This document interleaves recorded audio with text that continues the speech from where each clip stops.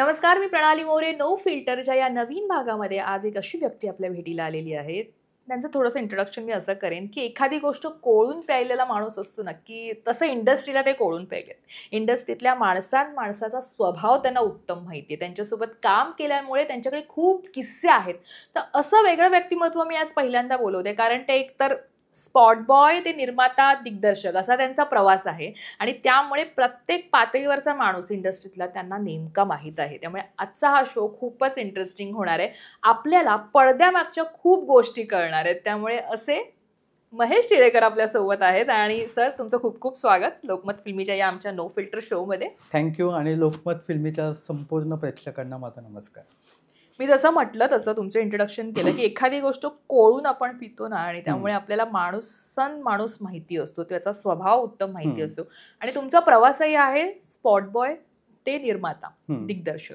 त्यामुळे प्रत्येक पातळीवरचा इथला माणूस कसा आहे तुम्ही पाहिलेला आहे जवळून. त्यामुळे मला एकतर स्पॉट बॉय ते निर्माता हा जो तुमचा प्रवास आहे कसा घडला तो थोडक्यात जाणून घ्यायला सुरुवातीला आवडेल. खरं तर मी शेतकरी कुटुंबातील म्हणजे वडील बस कंडक्टर, हडपसरला पुण्यात राहणारा, आणि या फील्डमध्ये आमचं कोणीच नव्हतं. आणि मला शाळेत असल्यापासून कविता लिहिण्याचा, गोष्टी लिहिण्याचा छंद होता. मग माझ्या वर्ग शिक्षिका थोडंसं सपोर्ट करायच्या, त्यामुळे ती आवड वाढत गेली. आणि सिनेमाचं वेड होतं, म्हणजे सिनेमा कुठे थिएटरला लागला की जाऊन बघायचो वगैरे, ते वेड होतंच. त्यामुळे कुठेतरी ठरवलं होतं की आपण या क्षेत्रात काहीतरी करायचं आहे. मग गणेशोत्सवात जी बालनाट्य व्हायची ती बसवणं, काही तिथे गाण्यांचे प्रोग्राम, डान्सचे बसवणं, असं करत करत मग ती आवड वाढत गेली. आणि मग पुढे ठरवलं की याच्यात क्षेत्रात आपल्याला काहीतरी करायचं आहे. पण इथं घुसणं फार अवघड होतं, कारण का कोणी गॉडफादर नाही आणि यातलं काहीच माहीत नाही. त्यामुळे घरच्यांचा विरोध होता की हे आपलं क्षेत्र नाही आहे, त्यापेक्षा कुठेतरी जॉब करून तू सेटल हो वगैरे. पण मी म्हणते की नाही, मला हे करायचं आहे. तर मग जिथं शूटिंग असेल तिथे मी जायचो, बघायचो. तर ते म्हणे की असं काही शिकता येणार नाही आपल्याला, मग पडेल ती कामं स्पॉट बॉय म्हणून. मग उषा चव्हाणांच्या गौराचा नवरा सिनेमाला मी तिथे मॉब आर्टिस्ट म्हणून पण काम केलं आहे. त्याच्यानंतर त्यांच्या पुढच्या सिनेमाला धरपकड मी अशोक सराफ आणि निळूभाऊंना नाश्ता वगैरे द्यायची कामं केलेली वगैरे. आणि तेव्हा मला जवळून शूटिंग कसं असतं ते बघायला होतं वगैरे. पण तिथे फार अनुभव असा चांगला नाही आला. पण मग ते शिकत शिकत पुढं गेलो की पडेल ती कामं करायची. आणि त्यातनं मग ती आवड माझी जोपासत गेलो. मग रेडिओसाठी काही नाटिका लिहिली वगैरे. माझं पहिलं मानधन मला ₹75 प्रणाली तेव्हा मिळालेलं. आकाशवाणी मुंबई केंद्र पुण्यामध्ये 90 साली. आणि तेव्हा माझं बँकेत खातंही नव्हतं. म्हणजे मला वाटतं की जायचं बँकेत आणि ते दिल्यानंतर लगेच पैसे मिळणार. ते म्हणाले तुमचं अकाउंट काढावं लागेल. मग मी ते अकाउंट काढलं वगैरे. आणि मग तिथून तो प्रवास सुरू झाला. मग बालनाट्यांची निर्मिती, बालनाट्यात काम करत मग मी माझी पहिली टेलिफिल्म केली. त्याच्या आधी मला एक बाहेरच्या प्रोड्युसरनं 96 साली एक टेलिफिल्मसाठी हे केलं, मला बोलवलं. सगळे झालं, पण त्या प्रोड्युसरनी सगळ्यांचे पैसे बुडवले आणि तो गायब झाला वगैरे. मग कुठेतरी उत्साह कमी झाला होता की, पण म्हटलं नाही, काहीतरी करायचं. मग दूरदर्शन तेव्हा खूपच पॉप्युलर होतं. मग दूरदर्शनसाठी मी एकटी नावाची एक टेलिफिल्म केली होती. त्यात रोहिणी हट्टंगडी, उत्कर्षा नाईक, मनोरमा वागळे असे सगळे कलाकार होते. आणि मग ती झाली, प्रदर्शित झाली. आणि त्याच्यानंतर मग मला कधी मागे वळून बघावं लागलं नाही. माझा प्रवास मग तो सतत पुढं जात गेला. आता तुम्ही एक निर्माता, दिग्दर्शक म्हणून आम्हाला माहीत आहात, पण मला इंटरेस्ट याच्यात आहे की स्पॉट बॉय म्हणून तुम्ही जो उल्लेख केलात, तुम्ही बॉलिवूडच्याही अनेक ऍक्ट्रेसना किती उत्तम ओळखता हे आम्हाला कधी कळलं, किंवा त्यांच्यासोबतचं तुमचं बॉन्डिंग किती उत्तम आहे हे आम्हाला कळलं तुमच्या मराठी तारका या कार्यक्रमाच्या माध्यमातून. कारण रेखा, मला वाटतं हेलनजी, नंतर आशा पारेखजी, नंतर वहिदाजी, म्हणजे इतक्या मोठ्या मोठ्या, म्हणजे मी नावं घेईन ती तुम्ही आता स्वतःहूनच मला ते पुढे सांगाल, पण या सगळ्या तुमच्या कार्यक्रमाला येतात, तेवढा वेळ देतात या वयातही, आणि तो अटेंड करतात, तितक्याच उत्साहाने त्या स्टेजवर बोलतात. हे जे बॉन्डिंग आहे बॉलिवूड मधलं, हे कसं डेव्हलप झालं? ते खरं सांगू का प्रणाली, म्हणजे ही जी दिग्गज लोक आहेत त्यांच्या पुढे तर मी कोणीच नाहीये. म्हणजे पैशाच्या बाबतीत, नावाच्या बाबतीत. पण मी काही नसतानाही त्यांनी माझ्याशी तेव्हा जे रिलेशन होतं तेच त्यांनी पुढे ठेवले. म्हणजे आत्ता माझं थोडं नाव झालंय म्हणून आले असंही नाहीयेत. म्हणजे आणि मनाने खूप प्रेमळ लोक आहेत ते. म्हणजे असं बोललं जातं की रेखाजींपर्यंत पोचणं आणि एकदा पोचल्यानंतर तिथून निघणं फार अवघड आहे. म्हणजे इतकं त्यांच्या बाबतीत खूप ते कोडच आहे रेखा म्हणजे. पण मग एकदा मैत्री झाल्यानंतर मग ती आस्थागायत टिकून आहे. आणि त्यांनी त्या यानं जपली, मी जपले. इव्हन आशा पारेख जी असतील, वहिदाजी असतील, हेलन जी असतील यांनी. आणि मला सांगायला यांचं एक मोठेपणा वाटतो की जेव्हा कधी कुठे काही गरजू लोकांना काही मदत करायची असेल तेव्हा पहिला फोन आशा पारेखांचा असतो मला. इतक्या अनेक लोकांना म्हणजे मराठीतल्याही पडद्यामागच्या लोकांना मदत करण्यासाठी अगदी सढळ हाताने त्यांनी मदत केलेली. म्हणजे वाईच्या अलीकडे एक एस.टी. स्टँडवर मंगला जावळे नावाच्या एक बाई गाणी गातात वगैरे आणि त्यांचा आवाज खूप सुंदर आहे. तो मला एक व्हिडिओ पाठवला होता आणि मी तो व्हिडिओ सोशल मीडियावरती व्हायरल केला.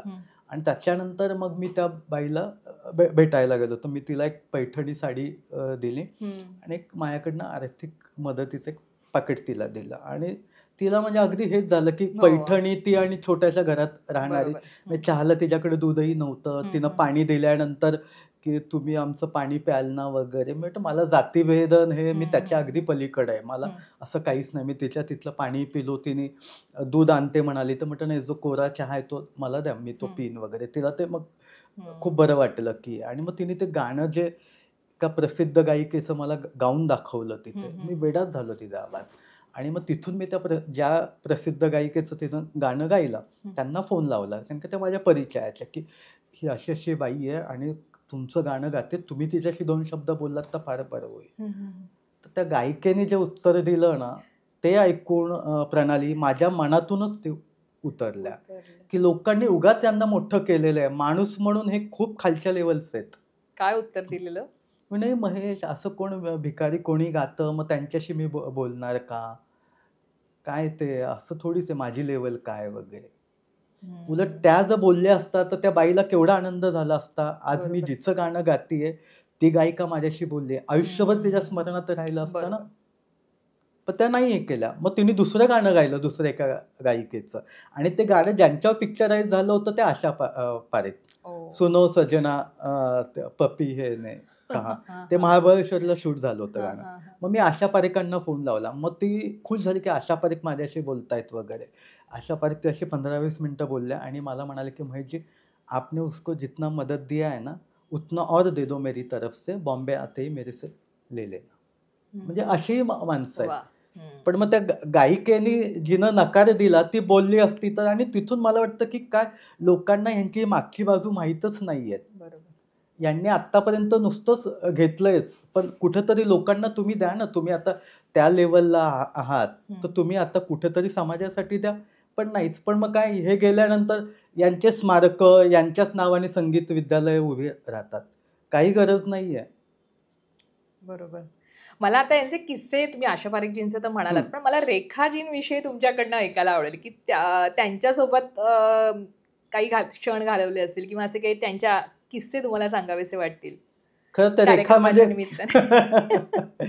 नाही, त्या माणूस म्हणून खूप चांगला आहे. त्या पहिल्यांदा आमच्या 100व्या कार्यक्रमाला आल्या होत्या मराठी तारकांच्या. तिथं नाचल्या वगैरे, डान्स परफॉर्म केला त्या. आणि त्याच्यानंतर म्हणाल्या की जेव्हा कधी माझी गरज असेल तेव्हा मला हक्काने सांग, मी येईल. मग आता मराठी तारकांचा 500वा शो झाला तेव्हा त्या कंगना पण आली होती, कंगना राणावत त्या आल्या होत्या. मग तेव्हाही त्यांनी त्याच पद्धतीने आणि प्रत्येक तारकांना भेटून तिथे प्रत्येकीला त्यांनी तिथं हे केलं.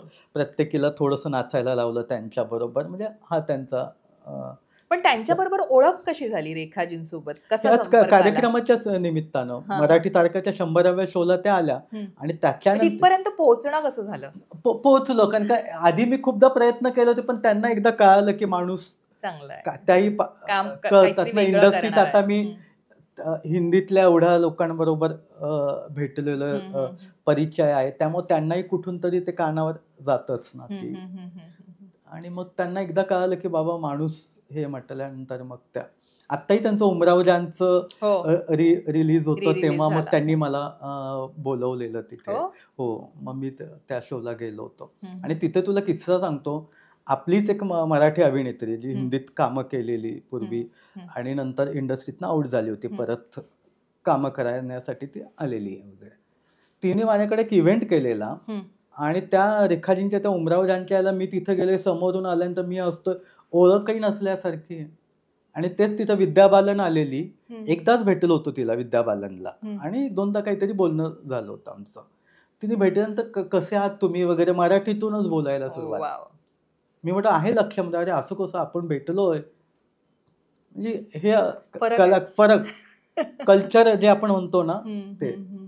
नाही तर तिला काय गरज आहे विद्या बालनला. हम्म. म्हणजे पुण्यामध्ये एका इव्हेंटला तुला सांगतो, विद्या बालन, मी आणि वर्षा उसगावकर आम्ही गेस्ट होतो. आणि ती आली आणि नंतर इतकं तिथं गोंधळ, लोक सगळे हे होते की तिचं आणि आमचं फक्त हाय हॅलो असं हे झालं. आणि नंतर इतकी गर्दी होती, ती निघून गेली आणि आम्ही निघून गेलो.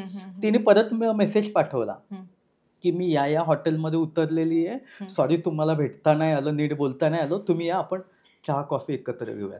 मग वर्षाजी आणि मी गेलो आणि मग तिच्याशी बोललो, मग आम्ही गप्पा वगैरे, फोटो काढले. म्हणजे असे लोक आहेत. आणि आपले काही जे आपण म्हणतो ना अर्ध्या हळकुंडानं वगैरे, काय तुम्हाला इगो आणि आपल्याकडे अर्ध्या हळकुंडाने पिवळे झालेले खूप जण मग आहेत. पण मला आता इथे आणखीन जाणून घ्यायला आवडेल, मी वैदा रेहमान ज्या फार कमी दिसतात, हो जातच नाही, फार कमी म्हणजे खूपच रेअरली त्या दिसतात. त्यामुळे त्या तुमच्या कार्यक्रमांना कशा काय, हा प्रश्न कायम आम्हाला पडतो. नाही, मी तर त्यांचा खूप फॅन आहे. म्हणजे मी ह्या सगळ्यांचे ना लहान असताना सिनेमे बघितलेले आणि मग त्यांच्या बरोबर वेळ घालवणं, कार्यक्रमाच्या निमित्तानं भेटणं, इतर आम्ही घरी जाणं, भेटणं असतंच वगैरे. म्हणजे तुला एक सांगतो, पुण्यामध्ये एका इव्हेंटला मी त्यांना बोलवलं होतं, उषा उत्तुप सिंगर आपल्या त्याही होत्या वगैरे. आणि कार्यक्रमाच्या एक दिवस आधीच मी त्यांना मुद्दाम बोलवलं होतं, म्हणजे की या आराम का आपण बघू. आम्ही इतके खाण्याचे पुण्यातले प्रकार ट्राय केलेच ना, तू बिलीव्ह करणार नाही. म्हणजे अगदी ते वड्यांचा, बटाटे वडे तळल्यानंतर खालचा जो भुगा राहतो ना, तो चुरा, तो खायला एवढा आवडतो ना त्यांना, उषा उत्तुप आणि यांना. तोही आम्ही कुठे चांगला मिळतोय तिथून मागव वगैरे. खाण्याच्या बाबतीत पण आमच्या आवडी खूप हे. आणि मला त्यांच्याबरोबर काम करायला मिळालं, त्याचे एक मला आयुष्यात एक हे की सोशल अवेअरनेसचं एक गाणं होतं. आणि त्यांचं गव्हर्नमेंटचं म्हटल्यानंतर फार बजेट नसतं त्या ह्याच्यात. तर ते म्हणाले की असं असं आहे, तुम्ही हे कराल का? हो. मग एका गायिकेकडनं चांगलं ते गाऊन घेतलं आणि मग त्यांना म्हटलं मी विचारतो. आणि मी त्यांना फोन केला की वैदाजी असं असं आहे, मी करतोय आणि बजेट काय. गव्हर्नमेंट तू करा आहे ना, तो मैं करूंगी तेरे लिए, कब करना है मुझे बोल दे, डेट्स वगैरे दे दे. आणि मग मी त्यांना तारीख दिली, त्यांनी ते हे केलं. त्याच्यामध्ये त्यांच्या सुनेच्या याच्यासाठी एक मराठी अभिनेत्री जी मला बोलली होती की महेशजी काही काम असेल तर सांगा, आता मी प्रेग्नन्सी नंतर माझ्याकडे काही कामं नाही आहेत वगैरे. तर म्हटलं चला तिला बोलवावं. मग तिला मी सांगितलं की असं असं आहे, वैदाजींच्या सुनेचं काम आहे आणि 1 दिवसाचंच शूट आहे वगैरे. हो करेन. मग ते पैशाचं काय वगैरे. मग मी तिला सांगितले पैसे असं असं. तर तिच्या कुवतीपेक्षा ते जास्तच होते. पण तिने मला जे सांगितलं, नाही मग हे गव्हर्नमेंटचं आहे, गव्हर्नमेंटला काही कमी आहे, गव्हर्नमेंटने द्यायला पाहिजेत पैसे वगैरे. अगं म्हटलं तू संधी बघ ना, कोणाबरोबर मिळते काम करायची. नाही तर त्यांना काय झालं, ते कमवून बसलेत वगैरे, आम्हाला हे नको का. मी मध्ये एक ॲड केली होती, त्याचे मला इतके मिळाले. म्हटलं ती ॲड तर मला दिसली नाही कुठे. नाही ती झालीच नाही, पण मी त्यांना इतके पैसे सांगितले होते. आणि मला माहित होती कारण का. आणि परत मला म्हणाले की नाही मी घरी आता मुलाला सोडून येणार सासूबाईंकडे, मग तेवढा माझा वेळ जाणार वगैरे. म्हटलं हरकत नाही, जय हिंद जय महाराष्ट्र. मी किशोरी गोडबोले माझ्या वंदनम किचन सिनेमामध्ये होती, तारखांच्या शोमध्ये पण काम केलेलं. तिला म्हटलं की किशोरी काही करून ही तारीख तुझी बघ. ती साईबाबांची सिरियल करत होती. ती म्हणाली महेशजी तुमचं आहे ना, मी ॲडजस्ट करणार. आणि मग तिने मला फोन करून सांगितलं, मी हे ॲडजस्ट केले. काय आहे म्हटलं असं असं आहे. आणि पैसे पैशाचं मला बोलूच नका सर, मला वहिदा रेहमानांबरोबर काम करायला मिळतं हेच माझ्यासाठी खूप आहे. बरोबर. आणि तिनं ते केलं. आणि ज्या आम्ही ते तिथं म्हणजे खाण्याच्या संबंधितच ते सगळं होतं, पुरणपोळी वगैरे खाण्याचे एवढे प्रकार तिथं ते मांडले होते. एक म्हात्रे म्हणून कुटुंब त्यांनी ते सगळे बनवून आणले होते. आणि मग आमच्या खाण्याच्या गप्पा इतक्या म्हणजे वैदाजी आम्ही वगैरे जुन्या सिनेमातले वगैरे, म्हणजे असं वाटतं की काय आपण नशीबवान आहोत की ह्या लोकांशी आपण बोलतोय, गप्पा मारतोय, त्यांचे किस्से. हेलनजी आणि तुमचं कनेक्शन खूप चांगलं आहे. हो. आणि त्या म्हणजे तुमच्या दोघांचं बातचीत ऐकली किंवा असं एक तो आपण हॅलो ग्रीड सारी पाहिलं तरी असं वाटतं की यांच्यात खूप सुपर बॉन्डिंग. नाही, आणि त्या आलेल्या आहेत हेलनजी, म्हणजे पुण्यामध्ये मी ते एका वृद्धाश्रमामध्ये घेऊन जायचं होतं, तर त्यांना त्यासाठी पण त्या आलेल्या माझ्याकडे कार्यक्रमाला. माझ्या वनरूम किचन सिनेमामध्ये गेस्ट अपीअरन्स केलं. आणि तेव्हा तर म्हणजे काय व्हॅनिटी व्हॅन वगैरे कुठेच नाही ना, चाळीमध्ये आम्ही शूटिंग करत होतो. भरत जाधवची व्हॅनिटी होती आणि भरतनी मला सांगितलं की ते आलं तर त्यांना चेंज करायला माझ्या व्हॅनिटीमध्ये वगैरे. तर मग त्या आल्या, मग मी म्हटलं चेंज करायचं असेल तर आहे, कारण का व्हॅनिटी चाळीत शूटिंग असल्यामुळे चाळीत व्हॅनिटी जाणारच नाही, तर थोडीशी लांब हे केली होती. पण काही नाही, त्या चाळीतल्याच एका कुटुंबा खोल्या जिथं त्या थांबल्या होत्या तिथंच चेंज केलं, तिथंच त्या एन्जॉय करत होत्या वगैरे. आणि त्या नेहमी म्हणतात की तुम मराठी लोगों का दिल ना भोपळे जैसा बडा होता है. आणि खूप त्या म्हणजे प्रेमळ आहेत त्या. आणखीन मला अशा मराठी तारकाच्या निमित्तानं तुम्ही ज्या ज्या कलाकारांशी तुमचा संपर्क आला बॉलिवूडच्या स्पेसिफिक, मराठीकडे आपण येऊच की मराठी इंडस्ट्री नेमकी कशी आहे, पण बॉलिवूडमध्ये ज्यांच्याविषयी तुम्हाला आज आवर्जून व्यक्त व्हावं असं वाटते की ही माणसं म्हणून खूप उत्तम आहेत, की यांचे मला असे असे अनुभव आले. माझ्या 500व्या शोला ना माधुरी दीक्षित येणार होती, तिचं कन्फर्म झालं होतं. आणि मला वाटतं एक आठवडा राहिला असेल आणि मी मंगळवारी सिद्धिविनायकला गेलो. माझा सहकारी पण माझ्या बरोबर होता आणि निघताना एवढी गर्दी झाली की कोणीतरी सेलिब्रिटी आल्यासारखं झालं आणि बघितलं श्रीदेवी हे होते. तर तो माझा सहकारी मला म्हणाला, म्हणजे आपल्याकडं सगळे येऊन गेले शोला, श्रीदेवीजीच आल्या नाहीत, तर यावेळेस माधुरी येते, तर आपण पुढच्या वेळेस श्रीदेवींना हे करूयात. म्हटलं पुढच्या वेळेस कशाला, बघूयात आत्ता स्ट्राईक करून, कारण का आठवडाच राहिलेला. तर मग मी त्यांना मोबाईलवरती मेसेज केला की मी सो अँड सो माझी माहिती दिली आणि मला हे करायचं आहे, तर कधी बोलू शकतो वगैरे. तर त्यांचाच फोन आला की अरे मैजी कैसे हैं आप वगैरे. त्या दरम्यान त्यांनी माहिती मिळवलीच असणार कुठून तरी माहिती. आणि मग त्यांनी भेटायला बोलवलं, कारण का मी लोखंडवाल्याला राहतो, माझ्यापासून त्यांचं घर जवळच वगैरे. मग बोललो, मग मी त्यांना सांगितलं की असं असं आहे आणि सॉरी खूप शॉर्ट पिरियड आहे की मी एवढ्या ह्याच्यात तुम्हाला हे सांगतोय. नाही मैं आऊंगी ना, कितने बजे पहुंचना है आप मुझे बताइए. आणि त्या वेळेला त्या आल्या तिथे. आणि तुला सांगतो, झाल्यानंतर त्या जेव्हा जात होत्या लिफ्टमधनं की त्यांना अक्षरशः पाठीचा त्रास होता, पण त्या लोखंडवाल्याच्या तिथून टाऊनला येईपर्यंत त्या बाईनं हू की सू नाही, इव्हन माझ्या कार्यक्रमालाही इतका वेळ बसल्या होत्या, पाठीचा त्रास असतानाही काहीच नाही की कुठं चेहऱ्यावरती जाणून नाही दिलं. नाही तर दुसरी एखादी असते तर म्हणाली असते की जाऊ दे, मला पाठीचा त्रास आहे, एवढा लांबचा 1.5 तास ट्रॅफिकमध्ये घालून कोण जाणार, बरोबर, आणि फुकट जायचंय कशाला काय. पण नाही, कमिटमेंट म्हटल्यानंतर कमिटमेंट चांगला आहे बॉलिवूडच्या कलाकारांचा. पण मला इथे आम्ही असं ऐकलं की पण सगळ्यांनीच, म्हणजे इव्हन जयाप्रदांनी पण, म्हणजे माझ्या पहिला जो सिनेमा मी आधार म्हणून केला होता, ज्याच्यामध्ये अक्षय कुमारनं पण गेस्ट अपीअरन्स केलं होतं आणि जयाजींनी गाणं केलं त्याच्यामध्ये, कारण का महिलांमध्ये त्यांची खूप क्रेज होती. 2003चं ते माझं पिक्चर वगैरे. तेव्हाही त्यांनी मला माझ्याबद्दल काही नाही, मी भेटलो वगैरे, म्हटलं असं नाही, आपके बातों से लग रहा है की आप जेन्युइन हो, मैं करूंगी, काही बाकी अटी वगैरे काही नाही.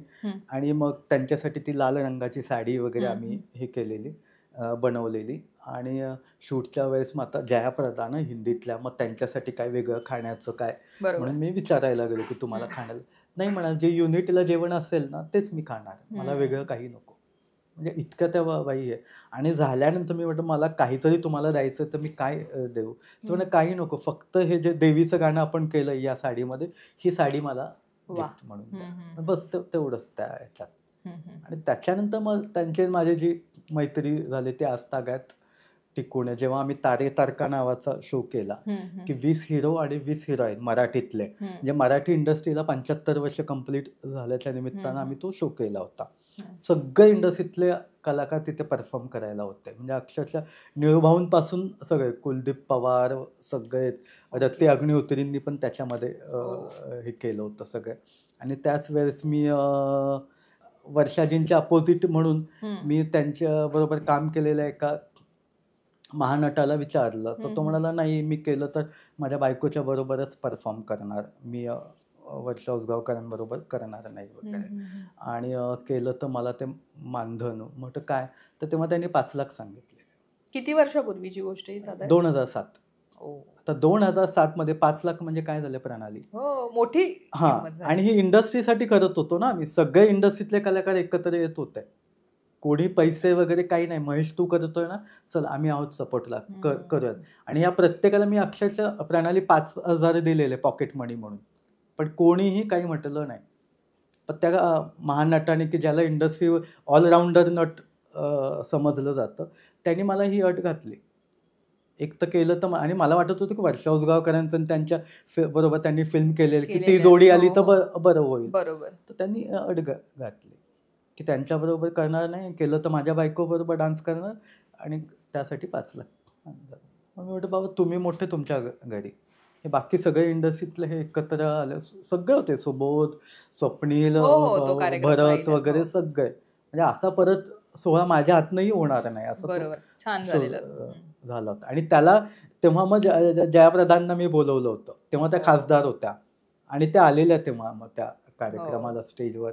सगळ्यांचं त्यांनी कौतुक केलं. निळूभाऊंनाही त्या खूप वर्षानंतर भेटल्या. तो म्हणजे दिव्य सोहळा होता तो. बरोबर. मी जसं म्हटलं तसं की आम्हाला काही किस्से ऐकायचे, जे आम्हाला पडद्या मागचे किस्से मी म्हटलं मगाशी. गाव तसं चांगलं या सिनेमाच्या निमित्ताने तुमच्या सेटवर आम्ही, ही बातमी झाली होती, म्हणजे ही बातमी आजही सर्च मारली की पटकन वरती येते, की आपले ज्येष्ठ दिवंगत अभिनेते सदाशिव अमरापूरकर यांचं आणि सिद्धार्थ जाधवचं काही फारसं चांगलं नव्हतं, किंवा काही खटकलेलं, खटके उडालेले, जे तुम्ही नंतर समजावलेलं आणि ते सॉर्ट आउट केलेलं. ते नेमकं काय घडलं होतं त्या ह्याच्यावर? नाही, काय व्हायचं, एक तर ते स्क्रिप्ट ना दमा मिरासदार मोठे लेखक मराठी, त्यांनी आणि मी, आम्ही दोघांनी मिळून ते लिहिलेलं, आणि स्क्रिप्ट आधीच सगळ्यांना दिलं होतं कलाकारांना, त्यामुळे त्याच्यामध्ये ना ॲडिशनल घ्यायची काही गरजच नव्हती त्या याच्यामध्ये. आणि काय व्हायचं, कुठेतरी सिद्धार्थ म्हणजे असा आर्टिस्ट की त्या पॉवर हाऊस म्हणतो ना आपण, त्याला सांगावं लागायचं की एनर्जी, इतकी त्याची एनर्जी आहे, आणि त्याच्या एनर्जीमुळे काय व्हायचं की शूट करताना तो लाफ्टर यायचा तो, आणि कुठेतरी यांना ते इनसिक्युरिटी झाल्यासारखं हे व्हायचं. आणि मग हे काय करायला लागले की स्क्रिप्टच्या बाहेरची वाक्य घ्यायला लागले. अच्छा. आणि त्याच्यामुळे मग त्यांनी वाक्य त्यांच्या त्याला रिॲक्ट करणं ह्याला गरजेचंच आहे ना. बरोबर. हे नाही तर मग त्याच्यात ते राहणार नाही, बाप आणि मुलाचं हे. त्यामुळे ते इतकं वाढत चाललं होतं की नंतर मी म्हटलं की जे स्क्रिप्टमध्ये आहे तेच हे करायचं. आणि मग त्यांना ते कुठेतरी ते इनसिक्युरिटी असल्यासारखं हे झालं, आणि मग त्यांचं तिथं हे व्हायचं की तो दिसला की समोर ते हे व्हायचे, आणि मला म्हणायचे काय ह्याला अभिनय म्हणतात का, ह्याला हे म्हणतात का, असं त्यांचं ते सुरू झालं होतं ते. मग मी माझ्या पद्धतीनं हे केलं, माझेही त्यांचे खटके हे केले. नंतर तर मी त्यांना म्हटलं की बाबा आपण नाही काम केलं तरी चालेल, कारण का मला एकतर असं ते माणूस घाणे ॲक्टर, मी म्हणजे हिंदीत काम करून आलोय कुठे, मग मी माझं बाजूला एकटं बसणार असं मला अजिबात आवडत नाही, कारण का माझ्या सेटवर नेहमी घरगुती हसत खेळत वातावरण असतं, जे निळूभाऊ असताना आम्ही सगळं एकत्र आहे. पण मग नंतर त्यांनाही हे केल्यानंतर त्यांनाही ते पटलं, आणि मग सगळं सॉर्ट आऊट झालं. आणि नंतर काय आमची चांगली ओळखही झाली. नंतर माझ्या एका कार्यक्रमाला पण आले होते अमरापूरकर जी पुण्यामध्ये, म्हणजे इव्हन त्यांचा मी सत्कार केला आशा भोसलेंच्या हस्ते पुण्यामध्ये. बरोबर. पण इथे कुठेतरी सिद्धार्थला असं वाटायचं का की आपण नौखे आहोत, त्यामुळे आपल्याला हा तो नौखा होता, नाही कधीच नाही बोलला, त्याला वाईट वाटतंय नाही, कारण का तो नौखा होता, पण म्हणून एखाद्याचं कोणी अपमान करू नये, म्हणजे इस्टॅब्लिश कलाकारांनी. उलट तो नौखा होता, तर त्याचा सीनही नव्हता. एक सीन त्याचा इंट्रोडक्शनचा आहे की निळूभाऊ पहिल्यांदा त्या गावामध्ये येतात एसटीतून उतरल्यानंतर, आणि ते जात आहेत तर वाटेत सायकलवरून जाणार करणारा त्यांना सिद्धार्थ भेटतो आणि मग त्याच्याशी त्याचे डायलॉग, म्हणजे निळूभाऊंचा त्याचा एकही सीन नव्हता, तो सीन मी लिहिला नंतर, कारण कारण का त्याला काम होतं. करायला मिळेल पुढे. आम्हाला मिळालं निळूभाऊंबरोबर काम करायला, पण ही जी नवीन जनरेशन आहे त्यांना कधी मिळणार. बरोबर. आज त्याच्या काय कारकिर्दीत एक झालं ना, निळूभाऊंबरोबर त्याला काम करायला मिळालं. बरोबर. सेम भरत जाधव, निळूभाऊंचा शेवटचा सिनेमा माझा लाडी गोडी, ज्याच्यामध्ये सुलोचना दीदींनी पण कमबॅक केला होता त्याच्यात. तर भरत जाधवच्या आई सुलोचना दीदी दाखवल्यात आणि वडील निळूभाऊ. तर भरत मला नेहमी म्हणतो की मला हे आयुष्यात नसतं मिळालं महेश, म्हणजे हे पैशात मोजता येण्यासारखं नाहीच आहे. आणि भरत जाधव हा एकमेव आर्टिस्ट आहे मी आता माझ्या याच्यात बघितलेला, इतकं यश बघूनही कधीही यशाची आपण म्हणतो ना त्याला हवा डोक्यात गेलेली नाहीये. म्हणजे पूर्वी जसं त्याची आमची म्हणजे माझ्याकडे 2000 मध्ये अफलातून माझी मालिका, जेव्हा नुकतंच ते अल्फा टीव्ही सुरू झालं होतं, त्याच्यामध्ये त्याने अक्षरशः छोट्या 1-2 सीन साठी कामं केलेली आहेत भरतने, 500 रुपयामध्ये काम केलेले. पण तो स्टार झाल्यानंतरही भरतच्या स्वभावात फरक पडला नाही. तो आहे तोच भरत जाधव आहे. म्हणजे माझ्याकडे जेव्हा जेव्हा काम केलं, कधी पैसे, अरे काय पैशाचं खूप झालेत का पैसे तुला, तारखा कोणत्या पाहिजेत वगैरे असं हे करून. वन रूम किचन मध्ये पण त्याने म्हणजे त्या बऱ्याचशा वन रूम किचनचं जेव्हा काही त्याचे सीन होते, बाहेर आउटडोर होते, तर तिथं कपडे चेंज करायलाही जागा नाही, कुठं हे करणार. म्हणजे त्या गल्ल्यांमध्ये कुठेतरी आम्ही जायचो, 2-3 थांबलेत, त्याच्यात त्याने पटकन कपडे चेंज केलेत आणि परत शूटला आलाय, असं तो भरत. बरोबर. पण माझ हे काहीच हे नाहीये त्याच्यामध्ये. पूर्वी जसा होता तसाच तो आहे. म्हणजे मी बघितलं त्याचं फ्लोइंग बघितलं आणि लक्ष्याचं जे बघितलं, लक्ष्मीकांत बेर्डे यांचं. आपण मराठी कलाकारांवर येणारच आहोत, पण याच चित्रपटाच्या वेळेला आता अशी पण एक सर्चिंग मध्ये बातमी येते, ती म्हणजे मंगेश देसाई आधी होते, सिद्धार्थ जाधव काम करणार होता त्या भूमिकेच्या, ती भूमिका आधी मंगेश देसाई करणार होता. पण त्यावेळेला त्याने अचानक एक्झिट घेतली आणि मग सिद्धार्थ जाधवची एंट्री झाली सिनेमामध्ये. पण त्या पोस्टही व्हायरल झालेल्या त्यावेळेला, पुलास खालून एवढं पाणी गेलं. पण मग असं असतं ना, प्रश्न असा आहे ज्यांनी माझे म्हणणं काय, एकदा तुम्ही कमिटमेंट केली ना, प्रणाली मी आज 30 वर्ष इंडस्ट्रीत काम करतो, माझं तू कोणत्याही आर्टिस्टला विचार, माझं कधीच कोणाबरोबर कॉन्ट्रॅक्ट झालेलं नाहीये.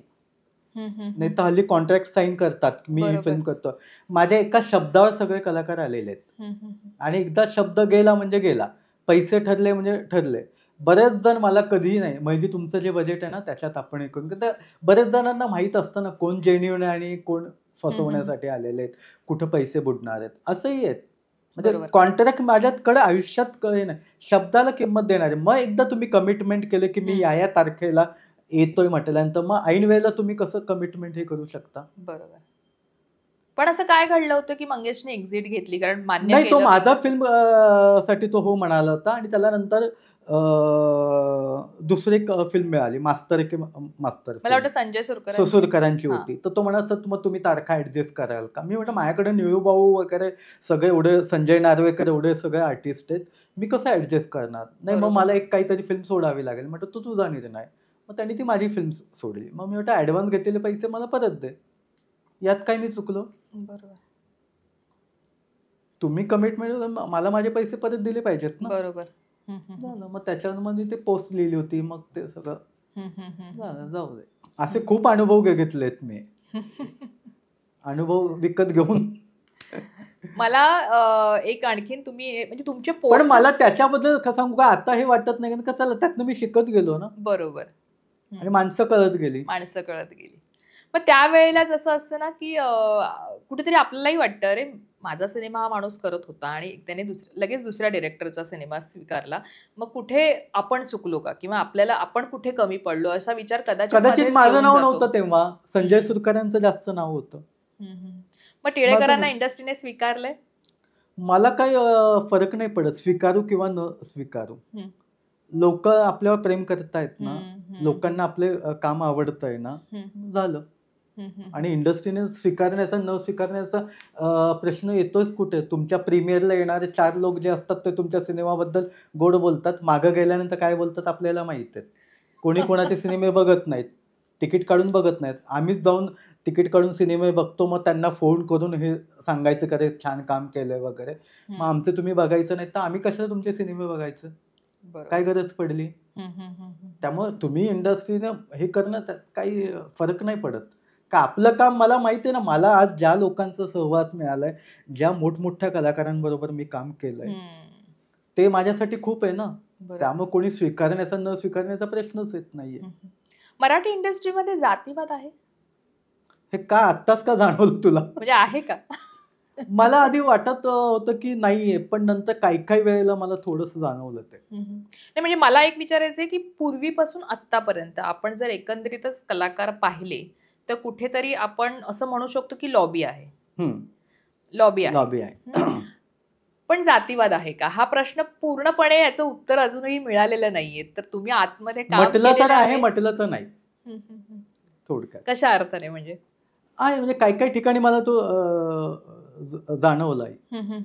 पण मी काय ना प्रणाली, मी माझी जात, माझा धर्म हा माझ्या घरामध्ये, एकदा मी माझ्या घराच्या बाहेर पडलो की मला सगळे धर्म सगळ्या जातीसारखे, मला काही फरक पडत नाही. मी चर्चमध्येही जातो, मी दर्ग्यावरही जातो, अजमेर शरीफलाही जातो, मी व्हॅटिकन सिटीतलं जे सगळ्यात मोठं चर्च आहे की माझी इच्छा होती की तिथे जायचं, तिथे मी जाऊन आलोय.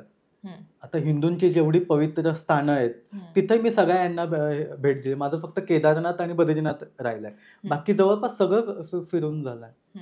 त्यामुळे माझा धर्म हा माझ्या पाशी. पण याचा फटका बसलाय कुठल्या एखाद्या अमुक चांगल्या टॅलेंटवाल्या अभिनेत्याला किंवा अभिनेत्रीला या जातीवादाचा? असा काही किस्सा आहे तुमच्याकडे किंवा सांगण्यासारखं की असं? खूप आहेत. काही कलाकारांनी तर म्हणजे अक्षरशः ना त्यांच्यात कुवत असूनही त्यांना चॅनेलचं त्या अवॉर्ड फंक्शनला बोलवत नाही, कुठे याला बोलवत नाही, असंही झालेलं आहे. ठराविक, तू बघ ना, ठराविक चेहरेच दिसतात तुम्हाला सगळीकडे. हेच इथे, हेच अवॉर्ड फंक्शनला आहे. बाकीच्या इंडस्ट्रीत नाही आहेत. नॅशनल अवॉर्ड मिळवलेले असे टॅलेंटेड लोक आहेत, पण त्यांना बोलवतच नाही. का तर त्यांची नावं नाही आहेत त्यांच्या दृष्टीनं. पण त्यांचं काहीतरी कर्तृत्व आहे ना. बरोबर, काहीतरी आहे. आज मी ठीक आहे, माझंही मी म्हणतो की माझं कणभर तरी कर्तृत्व असेल ना, काहीतरी योगदान असेल ना इंडस्ट्रीमध्ये. पण नाही, अशा लोकांना कोणी बोलवतच नाहीये. मग कशाला? आणि माझं म्हणणं आहे की माझ्या तारकांच्या शोला आज हिंदीतलेही सगळे आलेले आहेत, बाकीचे मराठीतले जे आहेत, सगळीच इंडस्ट्री वाईट आहे असं मी म्हणत नाही. 20% चांगले लोक आहेतच, त्यांच्यामुळेच ही इंडस्ट्री चालू आहे. तर ते येत आहेत ना माझ्याकडं, त्यांचं मला प्रेम आहे ना. त्यामुळे बाकीच्यांनी नाकारून आणि न बोलवण्यानं काही फरक नाही पडत. आपण आपलं काम करायचं आणि कामातून सिद्ध करायचं. मराठी इंडस्ट्रीतील लॉबी किती घातक आहे असं वाटतं? याच्यामध्ये चांगल्या कलाकाराचं किती नुकसान होतं या लॉबीमुळे? आता म्हटलं तर बघ, असं आहे की लॉबी म्हणजे काय, प्रत्येक जण बघणं की माझं कम्फर्ट झोन, मला त्या कलाकाराबरोबर काम करायला आवडतं म्हणून मी त्याच्या बरोबर हे केलं. पण मग कुठेतरी मला वाटतं की नवीन जे टॅलेंट्स आहेत त्यांनाही आपण संधी दिली पाहिजे. आता मी जेवढे हे केलं त्यात अनेक नवीन यांना मी संधी दिली. इव्हन तुला मी सांगू, माझं पहिलं फिल्म जी होती आधार, त्याच्यामध्ये मी नवीन एका कॅमेरामनला संधी दिली.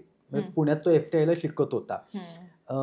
अल्फा मराठीवरती रेशीम गाठी नावाचं एक टेलिफिल्म सारखं यायचं, त्याच्यामध्ये मी निळूभाऊ एपिसोड सारखे होते, वेगवेगळ्या कथा. निळूभाऊ अंकुश चौधरींना घेऊन मी अबोली नावाचं एक टेलिफिल्म केली होती. त्याच्यामध्ये मी सेंथिल कुमार नावाच्या एका कॅमेरामनला, तो पुण्यात FTIला शिकायला होता, म्हणजे त्याचं कम्प्लीटही नव्हतं झालं शिकून, त्याला मी संधी दिली. आणि मग त्याला मी म्हटलं, जेव्हा मी फिल्म करीन तेव्हा तुला मी पहिली संधी मी तुला देईन. मग जेव्हा 2003 मध्ये मी आधार सिनेमा केला, त्यात त्याला कॅमेरा म्हणून ब्रेक दिला. आणि तोच आता बाहुबली सिनेमाचा कॅमेरामन, RRR सिनेमाचा कॅमेरामन म्हणून लोकांना माहिती आहे. अशा नवीन लोकांना संधी तुम्ही दिलेली आहे. पण ही मला असं वाटतं की बऱ्याचदा काय होतं, मी पण हे ऑब्झर्व केले की त्या लोकांच्या सिनेमात तेच चेहरे दिसतात. मग असं वाटतं, मग दुसरे येणारे लोक घाबरतात, बाबा आपण त्यांच्यापर्यंत पोहोचावं की नाही, कारण ह्यांना हेच लोक हवेत. ह्याचं नुकसान होतं. आणि याच्यात ते काय करतात माहितीये का, दुसऱ्या लोकांना ना, नाही जरा हे पाठव ना इंटरव्ह्यू, आणि तुझं ते शोरील सारखं हे पाठव काय, मग स्क्रीन टेस्ट घ्यायचे बोलवतात आणि मग पुढे बोलवतही नाही. म्हणजे मुद्दाम त्यांना ते डिवचण्यासाठी. आणि घेताना मग अशा आर्टिस्टला घेतात की जो अभिनयात दगड आहे अशांना. मग तुम्हाला टॅलेंटेड हे मिळत होतं ना, मग त्याला का नाही घेतलं तुम्ही? असे खूप आर्टिस्ट आहेत त्यांच्यात टॅलेंट असूनही संधी मिळत नाहीये. आम्ही प्रयत्न करतो की जेवढ्या यांना देता येईल, पण किती जणांना देणार ना, मी शेवटी मर्यादा पण असते. बरोबर. बरं, एक चर्चा म्हणा किंवा टीका म्हणा अशी इंडस्ट्रीत होते की टिळेकर फेसबुकवर व्यक्त होतात आणि प्रत्येक आणि त्यातल्याच तुमच्या काही गाजलेल्या पोस्ट जर मी सांगायच्या झाल्या तर तुम्ही एका मला वाटतं कॉस्ट्युम डिझायनरची एक पोस्ट केली होती, त्याच्यावर त्याच्याविषयी मला बोलायला आवडेल. कारण आणि त्यानंतर तुम्ही थेट कलाकारांनीही एखादी गोष्ट केली तर तुम्ही ती फेसबुकवरनं त्यांना उत्तरं देता किंवा त्याच्यावर तुम्ही प्रश्न विचारता. मग एक आरोह वेलणकरचं पण असेल एक मुद्दा, केतकी चितळेचा असेल. तर या ज्या पोस्ट आहेत या तुमच्या बऱ्याच व्हायरल झालेल्या आणि ज्याच्यानंतर अशी चर्चा होते फेसबुकवर थेट व्यक्त होण्याची खरंच गरज आहे का, किंवा आपण एकच आहोत, मग आपण ते तिथे का व्यक्त व्हावं? मग माझं म्हणणं आपण एकच आहोत ना, मग जेव्हा एकत्र सगळ्यांनी काहीतरी बोलायचं वेळ येते तेव्हा मग का बोलत नाहीत? आता केतकी चितळे जेव्हा महाराजांबद्दल बोलली तेव्हा मग इंडस्ट्रीत कोणालाच वाटलं नाही विरोध करावा, आपण तिला जाब विचारावा.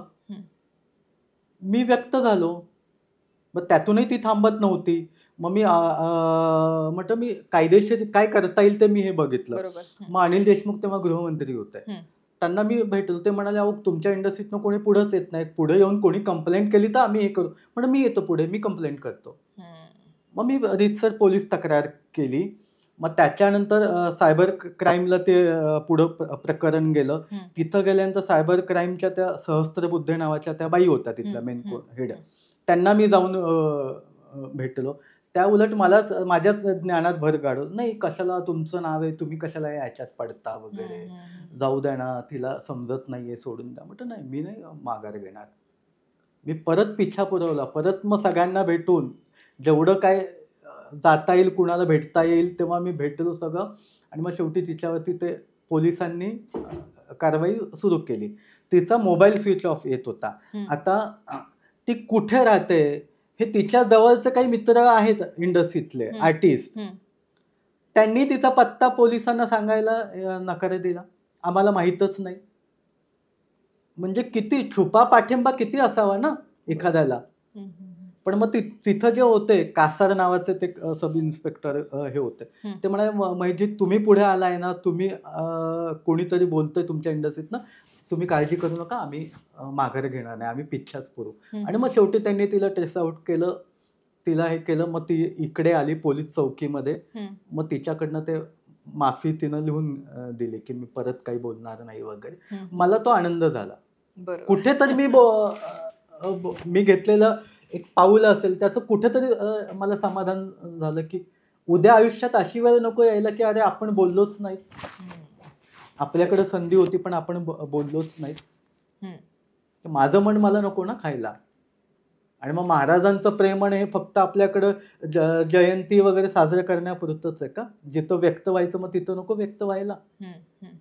आरोह वेलणकरला जे तुम्ही म्हटलेलं त्याच्यानंतर काही फोनाफोनी झाली का, त्याच्याशी बोलणं झालं थेट? नाही, मग मी जी टीका केली होती ना, मी वैयक्तिक कुणावर केलेली नव्हती, कुणाच्या दिसण्यावर याच्यावर नाही, आवाजावरती टीका केली होती. आता मला सांग, इतके चांगले चांगले सिंगर आहेत, त्यांना का संधी मिळत नाही ग?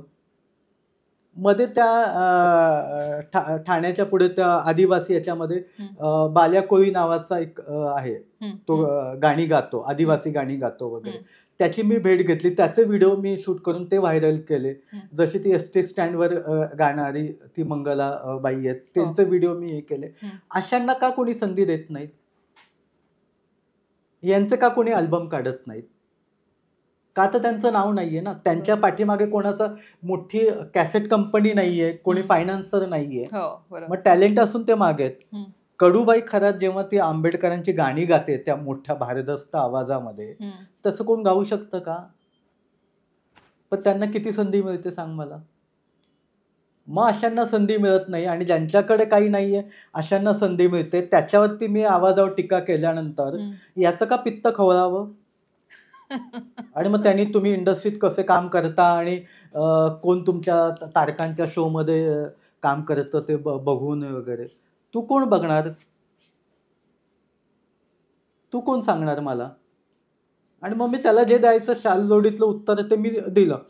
आणि मग त्याच्यानंतर मला मग रमेश ऍक्टर रमेश परदेशी, पिट्याबाई हा, त्याचा माहिती आहे, रमेश त्याचा मला परदेशी. फोन आला की महेशजी जाऊ दे, तुम्ही मोठे आहात, अनुभवानी आणि यांनी, हम्म. त्याला काही कळत नाहीये, तर मी त्याच्या वतीनं पाहिजे तर माफी मागतो. म्हणजे तू कशाला माफी मागतो? नाही, मी त्याला समजून सांगतो वगैरे. आणि तो रमेश बोलला म्हणून, नाही तर मग मी त्याला सोडलंच नसतं. मग मी जशाच तसं मग. तुम्ही साऊथच्या ऍक्टर्सशी जास्त तुमचं एक काय म्हणतात, त्यांना सिनेमात घेता असंही म्हटलं जातं, त्यांच्याशी तुमचं कनेक्शन खूप जास्त आहे. असं काही नाहीये, असं पण एक साऊथच्या चर्चा यांना आहे. घेतो असं नाही. मी मराठी लोकांनाही संधी दिली. म्हणजे आता मी एक कमर्शियल केलं होतं व्यंकीचं, ते तेलुगूमध्ये होतं. तेव्हा मग त्या सौंदर्या नटी बरोबर काम करण्याचा योग आला 2000 साली वगैरे. जी सौंदर्या, जिचं सूर्यवंशम सिनेमामध्ये, accident झालेलं आणि तिचं सूर्यवंशम death झाली. सिनेमामध्ये अमिताभची हिरोईन जी झालेली आहे, तिच्याबरोबर मी तो काम केला. आणि तेव्हा ते तेलुगू होतं, मला तर ते तेलुगू समजतही नव्हतं, पण मी ते सगळं ते लिहून ते डायलॉग सगळं हे केलं. आणि तो अनुभव असा आहे ना, बेंगलोरच्या पुढे एका गावामध्ये आम्ही ते शूट करत होतो. आणि तोपर्यंत मी साऊथची फिल्म काही बघितल्याच नव्हत्या, आणि ती किती पॉप्युलर आहे मला काहीच माहीत नव्हतं. डायरेक्ट ती शूटला आली तिकडे, त्या गावामध्येच एका पोल्ट्री फार्मच्या तिथं शूट होतं, आणि थोड्याशा झोपड्या होत्या. ते आली, तिथे तयार झाली, आमचं शूट वगैरे सगळं झालं, आणि मग लंच ब्रेक झाला. तर म्हटलं चला जेवूयात वगैरे. ती म्हणे 1 मिनिट महेशजी, कारण का तोपर्यंत आम्ही बघतो तर तिथं संपूर्ण गावामध्ये लोक जमा झाले होते. आणि प्रचंड गर्दी झाली, आणि ते लोक अम्मा अम्मा करून तिला ते बोलवत होते वगैरे. तर मला म्हणाले मी त्यांना भेटून येते. ती त्यात प्रत्येकाला भेटून हे करून नमस्कार करून मग आली. तर म्हणे काय ना, उनकी वजह से मैं हूं. तर मग त्यांना ती भेटली, आणि मग ती जेवायला बसली. आणि मग आमची चांगली मैत्री झाली. मग मी परत जेव्हा इकडे मुंबईला यायला निघालो, तेव्हा ती म्हणाली नाही, माझ्या घरी जेवायला तुम्ही या. मग तिच्या घरी जेवलो आम्ही, आणि नंतर ती म्हणे परत आपण काम करूयात. आणि परत एकदा मला तिच्याबरोबर काम करायची संधी आलीच होती, आणि ती म्हणाली मी थोडंसं इलेक्शन प्रचाराला चालले, मग मी जाऊन आले की मग आपण तारखांचं ठरवूयात. आणि बिचारी त्यातच त्या ॲक्सिडेंटमध्ये गेले. आणि आत्ताच्या ह्याच्यात तर माझ्या हवाबाई सिनेमामध्ये आधी आपले मराठीच होते. म्हणजे तुला सांगतो, मुक्ता बर्वे काम करणार होते, पण कोविडमुळे काय झालं, 3दा शेड्यूल आमचं पुढं गेलं. आणि जेव्हा मग फिक्स झालं सगळं, तर मुक्ताला कोविड झाला. त्यामुळं मग आता परत 3दा, तर ती मुक्ता स्वतःहून मला म्हणाली की सर आणखी तुम्ही किती हे पुढे जाणार, कारण का त्याच्यानंतरही तिचं एका मालिकेचं डेली सोपचं शूट सुरू होणार होतं. तुम्ही एवढं लोन काढून फिल्म करताय, पैसे उचललेले असतात, तर त्यामुळं नाईलाजानं मग मी काही मग मराठीतल्या यांना विचारलं, तर आपल्या मराठी मग अरे मग ह्याच्यामध्ये ना महेशजी 2 मुलांच्या आईचा रोल आहे, मग ते कसं करणार. मग काहींना फोटो सांगितले की मिडल क्लास लुकचे, ते मिडल क्लासच्या लुकचे म्हटल्यानंतर भांगेत सिंदूर, केसांचे आकडे. मिडल क्लास बाई घरात अशी राहीन का? मराठी घरामध्ये भांगेत असं सिंदूर घालून बायका राहतात का? तर हे यांचं म्हणजे अभिनयापेक्षा दिसण्यावरच जास्त आहे. मग म्हटलं की चला काय यांच्या नादी लागण्यात अर्थ नाहीये. मग मी ती मल्याळम अभिनेत्री निमिषा सजन, तिचा द ग्रेट इंडियन किचन गाजला होता, तिला फोन केला, तिला भेटलो, तिला कन्सेप्ट आवडली.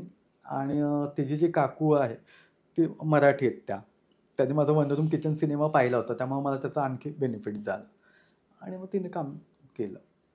पण माझी मुक्ताबरोबर काम करायची इच्छा राहिलेली, आणि ती इतकी मेहनती आर्टिस्ट आहे, तुला सांगतो. तिनं म्हणजे काही काय तिला गरज आहे, ती स्क्रिप्टचं वाचन करायला घरी यायची माझ्या. सर हे कसं अपेक्षित आहे तुम्हाला? मग तिला कॉस्ट्युम सांगितलं ना, तुझ्या मुक्ता या साड्या अशा असणार आहेत, तुझं हे. नाही नाही सर, तुम्ही ठरवलं ना, तुमच्या डोक्यात अख्खा सिनेमा आहे. मी काय म्हणजे पहिली अभिनेत्री अशी आहे मी बघितली की माझ्याबरोबर कोण काम करतंय काय, हे असं काही नाही, माझा रोल आणि फिल्म. त्यामुळे माझी खूप इच्छा राहिलेली की मुक्ता बर्वे बरोबर काम करायचं. तुमची एक पोस्ट वाचून ना, खरं तर आम्हालाही असं झालेलं की असं खरंच घडतं का, जी त्या कॉस्ट्युम डिझायनरची होती.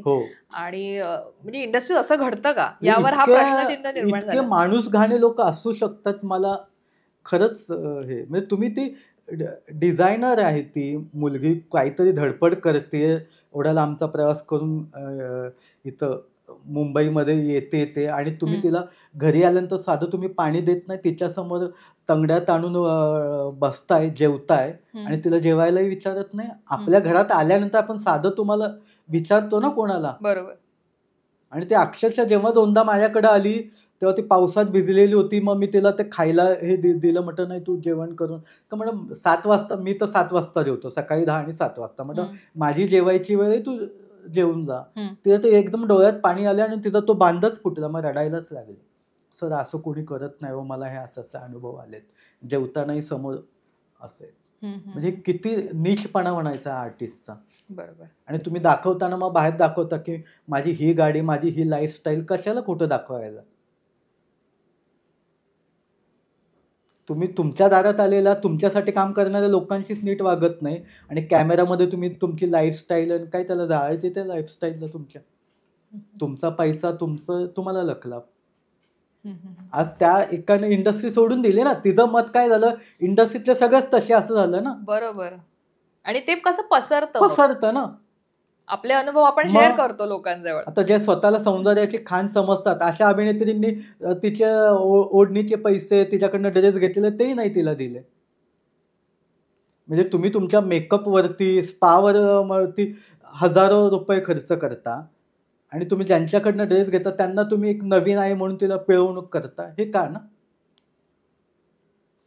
आणि मग दाखवायचं मदर्स डेला ह्याला की माझं किती प्रेम आईवर, हे कशाला खोटं? आणि आई बहिणीवरनं शिव्या द्यायच्या. हे किती नाटकीपणा आहे. म्हणजे मला वाटतं की त्यांनी स्वतःला कधीतरी आरशात बघावं की आपण कसं काय बोलतो बाहेर, आपण काय आपल्याला तरी लाज वाटली पाहिजे ना.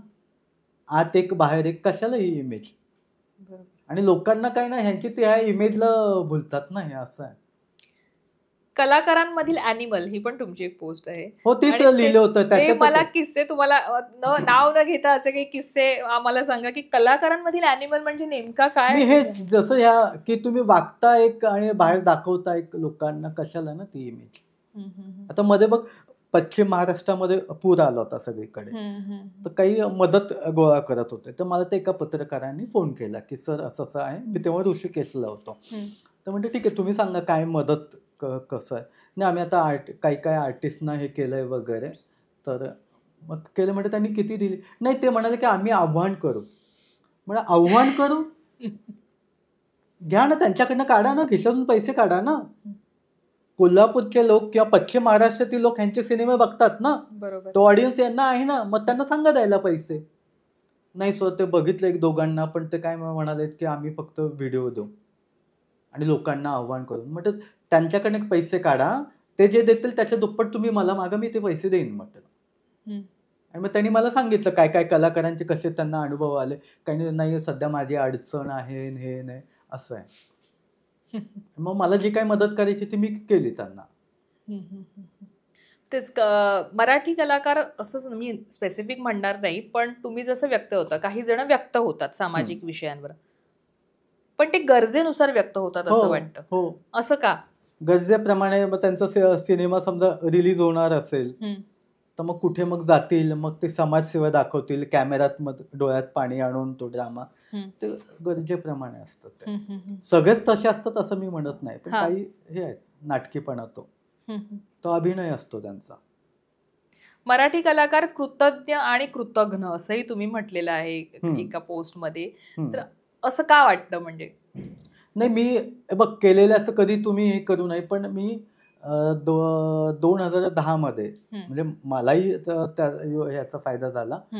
मी 12 मराठी कलाकारांना सीएम कोट्यातनं घरं मिळतात ते मिळवून दिली होती की चला बाबा, त्यांना आपली ओळख आहे, आपले प्रयत्न आहेतच, आपल्याबरोबर त्यांचंही भलं होईल वगैरे.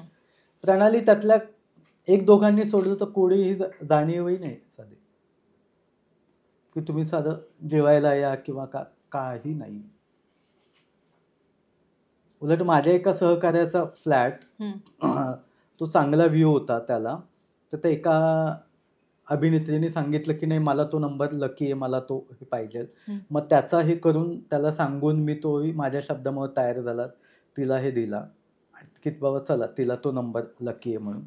आणि तिने काय, तिथं स्वतः तर राहायला आली नाही, सगळं फर्निचर करून घेतलं आणि मग मित्रांना घेऊन क्षणभर विश्रांतीसाठी तिकडे यायची. ते स्वतः तर काय राहिलीच नाही.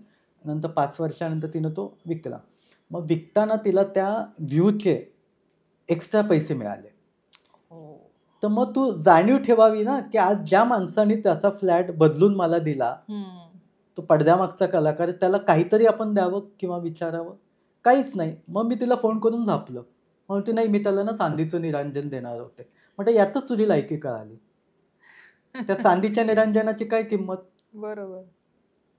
त्यामुळे यांनी काय दिवे लावलेत ते मला माहित आहे. म्हटलं की काय फडतूस लोक, शून्य म्हणतो ना माणूस, शून्य असे लोक. आणि त्या घरासाठी इतके मी प्रयत्न केले तुला सांगू त्याच्या आधी पण, की चला बाबा आपल्या बरोबर यांना घर मिळेल. कारण का मुंबईत घर होणं हे फार महत्वाचं. बरोबर. मग ते काय गव्हर्नमेंट कोट्यातून म्हणजे काय फ्री नाहीये, मार्केटपेक्षा तुम्हाला ते स्वस्त मिळतात. पण ती अमाऊंट मराठी कलाकारांच्या दृष्टीनं फारच मोठी ना ती.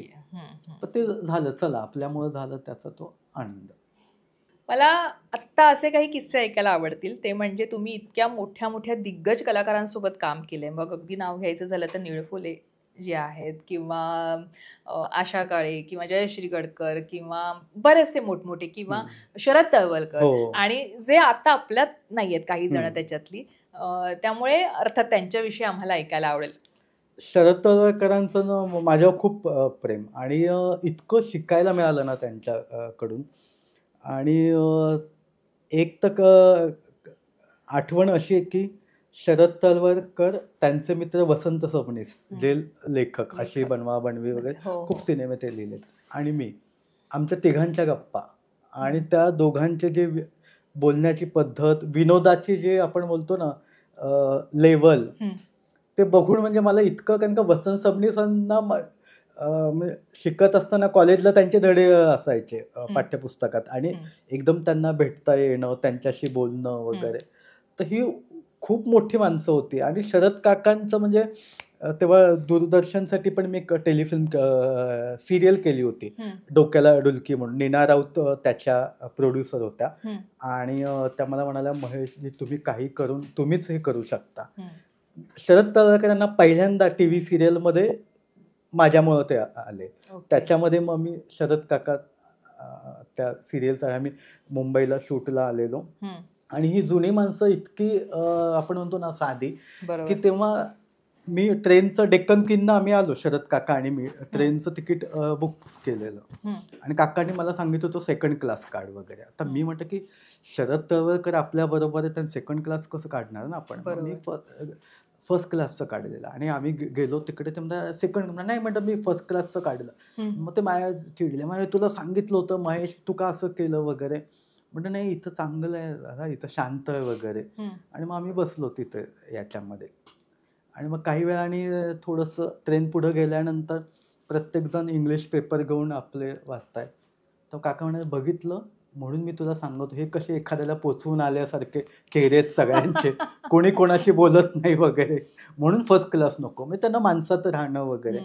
आणि मग इथे आल्यानंतर दादरला तो त्या बॅग होत्या, मी कुलीला म्हटलं काय कुली बिली कशाला, म्हणे आपण बॅग आपली. काका स्वतः, मी माझी बॅग, तो ब्रिज उतरून आम्ही, ब्लू जेम नावाचं एक हॉटेल आहे रानडे रोडला, तिथे आम्ही उतरलेलो, आणि मग संध्याकाळी वसंत सबनीस आलेले तिथे, मग आमच्या त्या गप्पा, जेवण, आणि इतकं साधे ना शरद काका. आणि मला दुःख याचं आहे की आज माझं यश बघायला शरद काका नाही आहेत, कारण का त्यांना इतका आनंद झाला असताना की, म्हणजे शरद तळवलकर, मनोरमा वागळे, की ज्यांनी मला मुलासारखं मानून, जेव्हा मी पुण्यावरनं यायचो इथं स्ट्रगल करायला मुंबईत, माझं राहायची ठिकाणी नव्हतं, मी अगदी दादरला फुटपाथवरही उभा राहिलेलो आहे, म्हणजे रात्रभर. पण त्या फुटपाथचा तुमच्या यशात खूप मोठा वाटा आहे. हो, खूप वाटा आहे. म्हणजे एकदा तर मी असंच, एका निर्मात्याने मला सांगितलं नाही तुम्ही या भेटायला, आणि मग मी आलो इथं, ट्रेनने आलो, आणि शिवाजी मंदिरच्या पुढं ते सार्वजनिक हे आहे, तिथे जाऊन सगळं फ्रेश वगैरे झालो, आणि मग त्यांना फोन केला. ते म्हणे नाही आज मला वेळ नाही आहे, उद्या या तुम्ही. आता म्हटलं उद्या यायचं तर थांबायचं कुठे मुंबईमध्ये, दिवसभर सगळीकडे इकडे फिर तिकडे फिर, वेळ घातला, रात्री तर मग थांबायचं कुठे. मग दादरला ते फुलवाला मार्केट आणि तो जो परिसर आहे तिथं मग मी उभा राहिलो की रात्रभर, म्हणजे असं कोणीच नाही ना मुंबईमध्ये ओळखीचं. आणि तिथे त्या फुटपाथवर एक ते मजूर असतात ना, त्यांनी ते कसं पोत्यांचं एक झोपडीसारखं केलेलं, आणि तिथं तो भात हे करत होता, आणि मला तर एकदम भीती वाटली की आपल्याला हाकलून देईल की काय. मग नंतर त्याने विचारलं की काही खाणार का, भात खाणार का वगैरे. म्हटलं हो. त्यांनी मला तो भात खायला दिलेला आणि मला ते इतकं हे झालं की मुंबईमध्ये इतकं प्रेमाने मला कोणी हे केलं. आणि त्याच्यानंतर मग मनोरमा वागळे ज्या ज्येष्ठ अभिनेत्री आहेत त्या खूप चरित्र भूमिका त्यांनी केलेल्या आहेत. त्यांनी मग मला मुलासारखं मानलेलं. मग कधी मुंबईत आलो की मी माहीमला त्यांच्या घरी राहायचो. मग ते अगदी मला मासे खायला घाल, मदत कर, बाकी प्रोत्साहन देते. सुमंत मस्तकार, विजू खोटेंनी पण नंतर म्हणजे मी एशियाडनं आलो की कित्येकदा ते स्वतः शूटिंगला जाताना टॅक्सीनं जायचे आणि त्यांची गाडी आणि ड्रायव्हर द्यायचे की अरे तू महेशला पिकअप कर, त्याला जिथं कुठं जायचं असेल तिथं हे कर आणि परत स्टेशनला सोड. म्हणजे इतकी ती प्रेमळ माणसं जुनी, त्यांनी मला मदत केली. त्यामुळे जेव्हा माझं प्रणाली मुंबईमध्ये घर झालं ना, तेव्हा मी या सगळ्यांना, ज्यांनी मला मदत केली, की आपल्याला असतं ना की यांची आपल्या घराला पाय लागू, बरोबर, त्या सगळ्यांना, विजू खोटेंना पण इतका आनंद झाला जेव्हा मी पहिली गाडी घेतली तेव्हा. त्यांना पहिल्यांदा मी गाडीत त्यांच्या दारात घेऊन गेलो, त्यांना बसवलं, चक्कर मारली मुंबईची, तेव्हा त्यांच्या डोळ्यात आलेलं पाणी किंवा माझा मुंबईत फ्लॅट झाल्यानंतर. तर हे बघायला हे लोक होते, पण शरद तळवलकर नव्हते, मनोरमा वागळे नव्हते. त्याचं दुःख मला आहे. आणि त्या फुटपाथवाल्यांनी मला जे जेवायला दिलं ते मी आयुष्यात कधीच विसरलो नाही. म्हणून जेव्हा कधी आपल्या दारामध्ये कोणी येईल, जे काय आपल्याला शक्य असेल त्याला ते खाऊ पिऊ घालायचं, हे मी शिकलोय. असाच अनुभव मी पूर्वी सिनेमाचे डबे स्वतः घेऊन जावे लागायचे. तर माझा आधार सिनेमा होता, कोल्हापूरला लागला आणि तिथून त्या सिनेमाच्या पेट्या घेऊन मला कागलला जायचं होतं. तर कागलला पोचेपर्यंत मला 3:30-4 वाजले आणि ते एस.टी.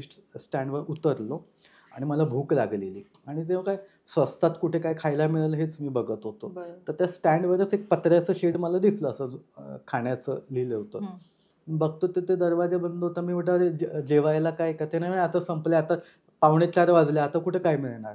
बरं म्हटलं आणि मी चालायला लागलो. तर मागून परत आवाज आला त्या बाईंचा, ओ या इकडे, बसा इकडे आहे, देते मी काय.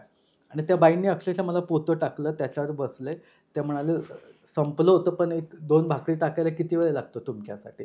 तर त्या बाईंनी तेवढ्यात पिठलं टाकलं, तिथं बनवलं त्या भाकरी, आणि तिथं चवळीची भाजी त्यांच्यासाठी केलेली होती, ती राहिलेली त्यांनी मला दिली. मी जेवलो आणि म्हटलं मावशी किती झाले पैसे. नाही म्हणे, पैसे कसले म्हणे, उलट मी तुम्हाला आधी नाही म्हणाले तर माफ करा म्हणे, कारण का देव कधी कुठल्या रूपात तुमच्या दारात येईल हे माहीत नाही. बरोबर. आणि त्या बाईंनी पैसे घेतले नाहीत. ती जाणीव मी आजही ठेवलेली. बरोबर. त्यामुळे आपल्या दारात आल्यानंतर जे काही शक्य आहे, आणि परमेश्वराने आपल्याला कुठे काही कमी पडू दिलंय. बरोबर.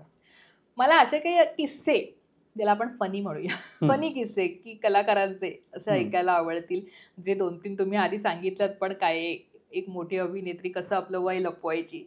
हो, जुन्या काही काळातल्या ज्या आहेत ना, त्यांना की विचारलं ना वय काय, तर त्या आधी समोरच्या तुझं वय किती, मग त्यांनी सांगितलं ना माझं 50. हो, मी तुझ्यापेक्षा 7 वर्षांनी लहान. म्हणजे त्या शूटिंगला म्हणजे कुलदीप पवार वगैरे आम्ही एकत्र होतो आणि तो म्हणाला अरे हिची पहिल्यापासून सवय आहे, ती दुसऱ्याचं जे वय असेल ना त्याच्यापेक्षा कमी. आणि ती अभिनेत्री ना तिला दरवेळेस आजार, म्हणजे आज आली ना, आज काय सर्दी झाली, दुसऱ्या दिवशी काय झालं ना तर वेगळाच आजार सांगायची, म्हणजे ज्याची नावं आपण ऐकलेली नसतील अशी दरवेळेस आहे. आणि मग शूटिंग असेल ना, नाही मग आज लवकर सोडाल का मला, आज मला हे होतं, आज मला पोटात दुखतंय, असं सगळं. त्यामुळे ते इतके मजा यायची ना की आज आता आपल्याला कोणता नवीन आजार ऐकायला मिळेल, म्हणजे आम्ही ते चर्चा करायचो बाकी आर्टिस्ट. आता मागच्या वेळेस हा आजार सांगितलाय, आता यावेळी ही कुठला आजार सांगते ते बघूया. मग आजच्या घडीला असे कोणते कलाकार आहेत का ज्यांचे तुम्हाला किस्से आता सांगायचे की तो काळ बरा होता, आत्ताचा काळ नको प्रणाली, असं तुम्हाला वाटतं? नाही, पण तो काळ ना तेव्हा माणुसकी होती कलाकारांमध्ये. बाकी हे सगळं ठीक आहे, प्रत्येकाचं हे असते, पण माणुसकी होती, शब्दाला किंमत होते. बरोबर. आणि आपण म्हणतो ना, आता म्हणतो कोविडच्या आधी माझ्याकडे एक मराठी आर्टिस्ट आला घरी, सगळं सर मला काम करायचं आहे, काही असेल तर सांगा तुमच्याकडे, मी अगदी तुमच्या तारकांच्या शोमध्ये पण डान्स करीन. मग माझ्या फिल्मसाठी मी त्याला एका रोलसाठी म्हटलं चला, त्याला कामाची गरज आहे, तर त्याला हे केलं. नाही सर माझं ना आता तो एक एजन्सी आहे, मॅनेजर आहे, तो हे करतो. म्हटलं काम तुला करायचं आहे का तुझा मॅनेजर करणार आहे? नाही ते सगळं बघतोय.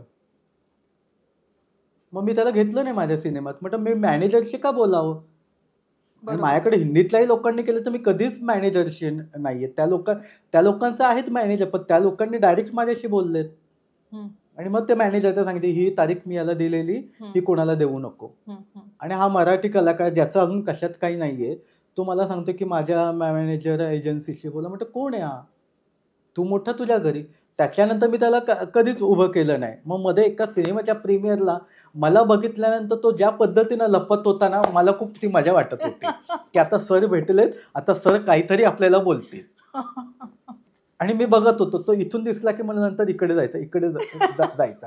आणि मग नंतर शेवटी जाताना मी त्याला पकडला. मी म्हटलं काय तुझा मॅनेजर कुठे दिसत नाही आता वगैरे. अहो नाही सर ते असं. अरे म्हटलं मॅनेजरला घेऊन यायचं ना तू, म्हटलं त्याला पाठवायचं ना सिनेमा. ऍक्टिंग कुणाला तुम्हालाच करायची आहे ना. लक्ष्मीकांत बेर्डे पासून सगळ्यांचे मॅनेजर होते, पण मराठीत काम करताना कधी त्यांनी सांगितलं ना मॅनेजरशी बोला, स्वतःच सगळं बोलायचं ते. कारण का तो एक आपलेपणा असायचा ना. आणि डिरेक्टर आणि आर्टिस्ट मध्ये ते हे पाहिजे ना, अंतर असून उपयोग नाही ना. स्वतः तुम्ही त्या डिरेक्टरशी बोललं पाहिजे, काय प्रोजेक्ट आहे काय ते समजून घेतलं पाहिजे. मॅनेजर कशाला. बरोबर. तुम्ही आता लक्ष्मीकांत बेर्डे सरांचं नाव घेतलं आणि मगाशी आपलं बोलता बोलता झालं, पण मला त्यांच्याविषयी बोलायचं, त्यामुळे आता त्यांचे जे काही असे आठवणीतले किस्से असतील ते आम्हाला नाही. मला खूप खरं तुला सांगू का, मी त्यांना बिघडले स्वर्गाचे दार त्यांचं नाटक तेव्हा खूप टॉपलं आणि प्रचंड गर्दी त्याला व्हायची. तो जो फॅन फ्लोईंग त्यांचा बघितलाय ना, म्हणजे भरतनाट्य मंदिरला अक्षरशः त्या थिएटरच्या आतपर्यंत ती गाडी यायची आणि त्या गाडीत पटकन बसायचं आणि तो गर्दी आणि हे. आणि त्याच्यानंतर मग माझ्याकडे त्यांनी काम केलं. काम करतानाही कधीही त्यांनी किती पैसे देणार काय काही नाही. कधीच्या तारखा पाहिजेत तुला काय वगैरे, म्हणजे इतकं त्यांनी प्रेम केलं. आणि माझ्याशी खूप म्हणजे मस्त आमची मैत्री होती. आणि मला नेहमी म्हणायचं तू लंबी रेस का घोडा आहे महेश, हे असं आणि त्यांना जेव्हा मी आधार सिनेमात पण माझ्या त्यांनी काम केलं आणि जेव्हा त्यांना कळालं अक्षयनी काम केलं जयाप्रदाने, तर खूप आनंद झाला होता त्यांना. अरे तू अक्षय कुमारला मराठीत आणलंस, जयाप्रदाला मराठीत आणलंस वगैरे, असंच हे कर वगैरे. आणि 2-3 प्रोजेक्ट आम्ही एकत्र काम केलेलं आणि खूप चांगल्या आठवणी आहेत. आणि ते कधी शांत बसं नाही की बाबा मी माझ्या मेकअप रूममध्ये बसलो, असं नाही. सेटवरच असायचं ते.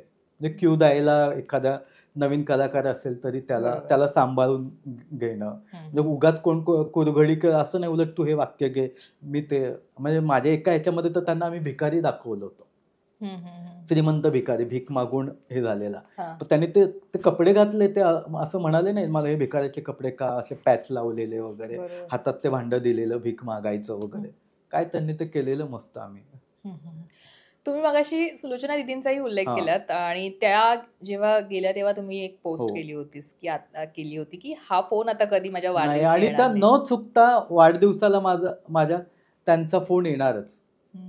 कुठेही असू देत मी, की त्यांचा फोन येणार. इव्हन माझं कधी काही सिनेमा कुठं चॅनेलला लागला किंवा काही कुठे पेपरमध्ये नाव आलं तरी ते आवर्जून फोन करणार, अरे महेश हे आलंय.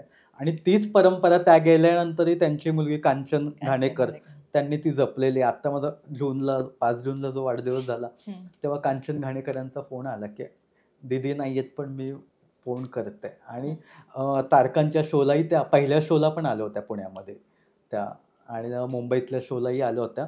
आणि त्यांनी बघितलं की माझ्या हातात त्यांना घड्याळ दिसलं नाही, तर त्यांनी दुसऱ्या दिवशी मला ना घड्याळ गिफ्ट पाठवलं भारीतलं वगैरे. मी म्हटलं दीदी मी एवढं भारी घड्याळ नाही वापरत. आणि नाही नाही नाही म्हणजे त्या दिवशी मी बघितलं तू हातामध्ये तुमच्या घड्याळ नव्हतं, हे तुम्ही वापरा. म्हटलं खरंच दीदी मी वापर. नाही नाही तुम्हाला घेतलंच पाहिजे. पण मी ते घड्याळ ठेवलंय त्यांची आठवण. आणि खूप प्रेम. आणि त्यांचा शेवटचा सिनेमा माझ्या लाडीगोडीमध्ये त्यांनी कमबॅक केला होता. 2 सीनसाठी त्यांनी काम केलं. म्हणजे आता तुमचं डॉक्टर काशीनाथ घाणेकरांसोबतही संबंध आले असतील? नाही नाही नाही नाही नाही, ते आधीच गेले. त्यांच्याशी कधी असं संपर्क नाही, म्हणजे यांच्याशी ओळख नसताना कधीच नाही. कारण ते आधीच गेले. हो त्यांनी आमच्या वन रूम किचन सिनेमामध्ये काम केलं. माझं सगळ्यांबरोबर काम करून झालं होतं आणि डॉक्टर लागून बरोबरच राहिलो होतं. आणि एकदा असंच बोलतं बोलतं ते म्हणाले अरे सगळ्यांनी तुझ्याकडे काम केलं, मीच राहिलं. मग मी वन रूम किचनमध्ये अक्षरशः गेस्ट अपीअरन्स होता, म्हणजे छोटंसं हे होतं. आणि मग तेव्हा त्यांना विचारलं तर ते तयार झाले आणि आले ते त्या सिनेमात. तेवढंच. आशीर्वाद त्यांचे मिळाले. निश्चित. इतक्या सगळ्या कलाकारांचे आपण हे किस्से तर आपण ऐकले किंवा कशी असतात मंडळी ते पण कळलं. पण आता मराठी तारका जो कार्यक्रम ज्याच्यामुळे तुमची एक वेगळी ओळख आहे आणि इतक्या सगळ्या ऍक्ट्रेसना असं म्हणतात की 2 अभिनेत्री एका सिनेमात घेतल्यावर दिग्दर्शकाचं काय होतं आणि त्या लेवलच्या असल्या की तुम्ही एवढ्या सगळ्या अभिनेत्रींना घेऊन हा कार्यक्रम करता आणि तो सक्सेसफुल करून तुम्ही दाखवलेला आहे. त्याचे प्रयोग वेगवेगळ्या ठिकाणी झालेले आहेत आणि त्याला तुम्ही बॉलिवूडचे कलाकार मोठे मोठे आणता आणि इतक्या पद्धतीनं तो मोठ्या पातळीवर करता. तर हे कसं शक्य झालं सगळं इतक्या सगळ्या अभिनेत्रींना? 2007 मध्ये त्याचा पहिला प्रयोग आम्ही पुण्यामध्ये केला होता. तो एकच शो ठरलं होतं, 22 अभिनेत्रींना एकत्र आणून तो करायचा. आणि तेव्हा धाकधूक होती की पहिल्यांदाच इंडस्ट्रीमध्ये असं हे होतं. बरं तिकीट जातील की नाही काहीच हे नव्हतं. आणि गणेश कला क्रीडाला पुण्यामध्ये हे होतं आणि प्रणाली तुला सांगतो एवढा रिस्पॉन्स होता की जेवढं ऑडियन्स 3000 आतमध्ये होतं तेवढंच बाहेर होतं ज्यांना तिकीट मिळालं नव्हतं. त्याला RR पाटील तेव्हा उपमुख्यमंत्री होते, ते आले होते, बाकी बरेचसे सेलिब्रिटीज आले होते, निळूभाऊ होते, सुलोचना दीदी, आशा काळे सगळेच होते. शेवटी त्यांनी मला सांगितलं की दरवाजा आता ओपन करा, लोकांना जिथं कुठं जागा मिळेल तिथे बसू देत. आणि आम्ही बसवलेला आणि मग तो रिस्पॉन्स बघून मग म्हटलं की आता थांबायचं नाही, आता पुढे मग त्याचे शो करूयात. मग त्याचे शो करत गेलो. मग एक पिढी गेल्यानंतर दुसरी पिढी आली, असं करत त्या तारका पण बदलत गेल्या. बरोबर. आणि मग वेगवेगळ्या ठिकाणी त्याचे शो झाले, मोठमोठ्या फेस्टिवलसाठी. मग राष्ट्रपती भवनमध्ये आम्ही शो केला, तो माझ्यासाठी खूप मोठा सन्मानाचा भाग होता. त्या निमित्ताने तुम्हाला मला वाटतं अब्दुल कलाम आणि प्रतिभा पाटील या दिग्गजांना भेटता आलं. अब्दुल कलामांना नंतर भेटलं, पण प्रतिभा पाटीलांनी तिथे म्हणजे ज्या पद्धतीने आमची तिथे बडदास्त ठेवली होती. प्रणाली तुला सांगतो की असं नाही की नॅशनल अवॉर्ड घ्यायला जातात तेव्हा तुम्हाला पुरस्कार दिला जातो राष्ट्रपतींच्या हस्ते आणि तुम्हाला बोलता पण येत नाही, तुम्ही लगेच खाली उतरता. पण आम्हाला आमचा कार्यक्रम त्यांनी बघितला संपूर्ण. त्याच्यानंतर चहा पाण्याचा जो कार्यक्रम होता तो त्यांच्याबरोबरती, त्यांच्याशी गप्पा, आणि त्यांनी तिथं आमच्या सगळ्यांचं स्टेजवर बोलून सन्मान केला. म्हणजे राष्ट्रपती खरं त्या लेवलचे पुरस्कार असतील तरच स्टेजवर येतात, पण आमच्यासाठी मी रिक्वेस्ट केल्यानंतर त्याही आल्या स्टेजवरती. त्यांनी सगळ्यांना गिफ्ट दिले आणि माझ्यासाठी खास त्यांनी ते काश्मीरवरनं विणलेली शाल आणली होती, ती त्यांनी मला दिली. मला तो खूप आनंद झाला. आणि तिथलं ते राष्ट्रपती भवनमधलं मोगल गार्डन ते वर्षातनं एकदाच उघडतं. तर मी त्यांना रिक्वेस्ट केली की आम्हाला मराठी कलाकारांना परत कधी इथं येता येणार आणि गार्डन बघता येणार. तर मी उद्या सांगते तुम्हाला ते दाखवायला. मला लगेच ते मोगल गार्डन बघता आलं. तो जो अनुभव आहे तो म्हणजे अविस्मरणीय. आणि मला एक आनंद झाला की चला आपले मराठी कलाकार आपण तिथे जाऊन पोहोचलो. राष्ट्रपती भवनमध्ये आपला शो करता आला, हा आपला मोठा सन्मान. आर्मीसाठीही केलंय ना? हो, आर्मीसाठी बारामुल्ला, उरी, कारगिल तिथेही केलंय. काहीतरी किस्से पण आहेत कारगिलला. तर तुला सांगतो म्हणजे आर्मीचे शो करताना प्रणाली मी एकही पैसा घेत नाही, प्रवासाचा खर्चही त्यांच्याकडनं घेता येत नाही, कारण का ते देशासाठी आपल्यासाठी करतात, तर आपलं कर्तव्य आहे म्हणून मी ते त्यांच्यासाठी शो केलेत. तर कारगिलला जिथं आम्ही शो केला ना, तो शो झाल्यानंतर त्यांनी ते जवान जे होते तिथले, त्यांना ते इतकं फील झालं की हे आमच्यासाठी हे करतायत कार्यक्रम, ते एन्जॉय करत होते सगळे. तर प्रत्येकाने कॉन्ट्रीब्युशन काढून मला 10,000चं हे दिलं. मी म्हटलं नाही, हे पैसे नको, तुम्ही आमच्यासाठी करताय, आम्ही कुठेतरी तुमच्यासाठी छोटंसं काहीतरी करतोय, त्याचा मलाही आनंद आहे. ते म्हणे नाही सर, तुम्हाला हे घ्यावं लागेल. ती माझ्यासाठी खूप आठवण आहे प्रेमाची.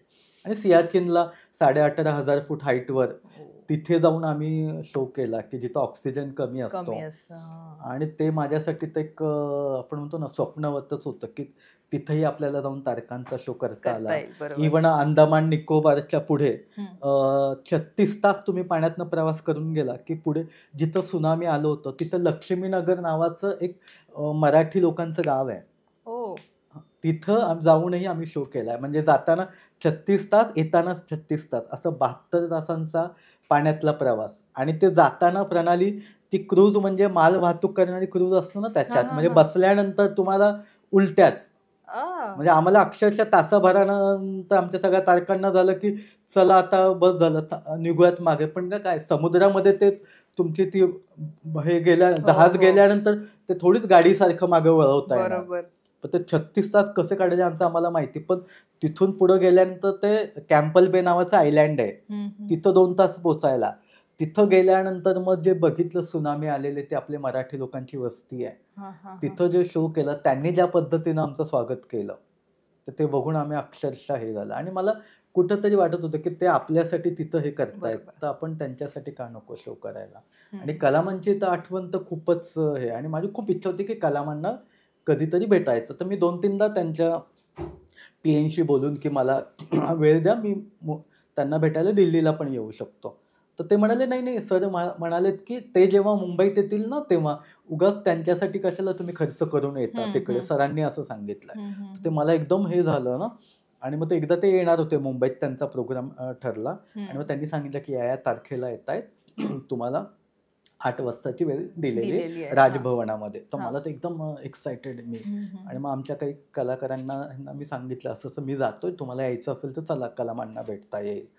तर आपले काही हुशार अति कलाकार एकाने तर मला म्हणाले नाही मग त्यांना का भेटायचं, ते तर सलमानचे वडील आहेत. त्यांना म्हटलं सलमानचे वडील नाहीत, अब्दुल कलाम जे राष्ट्रपती होते ते. नाही नाही ते त्यांना काय असे, म्हणजे तेच जर सलमानला भेटायचं सांगितलं असतं तर लगेच आले असते. विजू खोटे शूट करत होते, मला म्हणाले महेश मी काही करून, ते अजय देवगणची एक फिल्म करत होते, मी काही करून ऍडजस्ट करतो, मी येतो, मला तेवढं घेऊन चल, त्यानिमित्तानं भेटता येईल. आणि मग आम्ही 8चं वेळ होतं तर आम्ही 7:15ला मी निघालो. आणि आम्ही वाटेत जात असतानाच त्यांच्या PNचा मला फोन आला की आमचं फ्लाईट लेट होतंय, साहेबांनी सांगितलं की तुम्हाला थांबावं लागेल, त्यापेक्षा तुमचं काही थोडंसं आजूबाजूला काम असेल ते करा किंवा मग तुम्ही 9पर्यंत या वगैरे. म्हटलं नाही आम्ही थांबू, त्यांच्यासाठी काही हे नाहीये. आता तू सांग हे दुसरं कोणी असतं तर काय गरज होती. स्वतः कलामांनी त्यांना सांगून की नाही त्यांना सांगा की आर्टिस्ट आहेत, त्यांचं हे नको, वेळ वाया नको जायला, म्हणजे इतकी मोठी माणसं. आणि तिथं गेल्यानंतर आम्ही ते राजभवनामध्ये प्रणाली बसलो आणि बघितलं तर त्या वेगवेगळ्या दालनात सगळे ज्या लेवलचे विद्वान बसले होते, मोठे लोक वगैरे. मला वाटलं की आम्हाला काय आल्यानंतर आता ते 10-15 मिनिटात बोलवण करतील आमची, पण ते सगळ्यांना भेटले. त्याच्यानंतर 9:30 वाजता आम्हाला भेटले, प्रॉपर माझ्याशी असे आपण बसलो असे बसून सगळं आमच्या शोबद्दल माहिती विचारत होते. सगळे मला म्हणाले मला सांगा पुढच्या वेळी मी येईन वगैरे, मग काय काय असतं शोमध्ये सगळ्यांनी बघितलं आहे. कारण का जेव्हा आमचं राष्ट्रपती भवनमध्ये झाला ना तेव्हा त्यांनाही इन्व्हिटेशन होतं, पण ते तेव्हा दिल्लीत नव्हते, त्यामुळे त्यांना तो बघता आला नव्हता शो. त्यामुळे त्यांना शोबद्दल माहीत होतं, पण तो त्यांना ते दाखवलं त्यांनी की नाही मलाही तो बघायचा. पण ते राहिलं. त्यांना नंतर ते एका कार्यक्रमात ते गेले, ते चक्कर येऊन पडले आणि गेले. ते एक त्यांचं सेम बाळासाहेबांनी पण, म्हणजे बाळासाहेब ठाकरेंनी पण. तर तारकांचं प्रत्यक्ष हो खूप वेळा भेट झाली. आणि बाळासाहेबांनी बोलवलं, मग माझं कौतुक, अरे कोण येतो एवढ्या सगळ्या हिरोईनला घेऊन एकत्र कार्यक्रम करतो, मग माझा शाबासकी दिली वगैरे. आणि तो पण त्यांना माहित नव्हतं मी पुण्यावरनं ये जा करतोय वगैरे. आणि म्हणे तुमचं मुंबईत घर नाही, म्हटलं नाही वगैरे.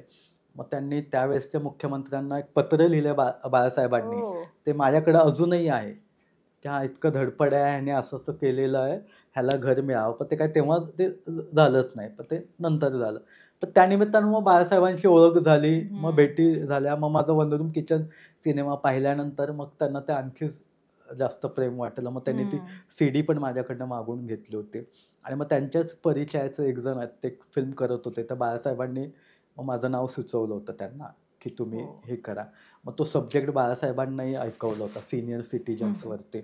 संजय पवार ते लिहित होते, अशोक पत्कींचं म्युझिक होतं त्या ह्याच्यामध्ये. आणि त्याची आमची तयारी सुरू झाली होती.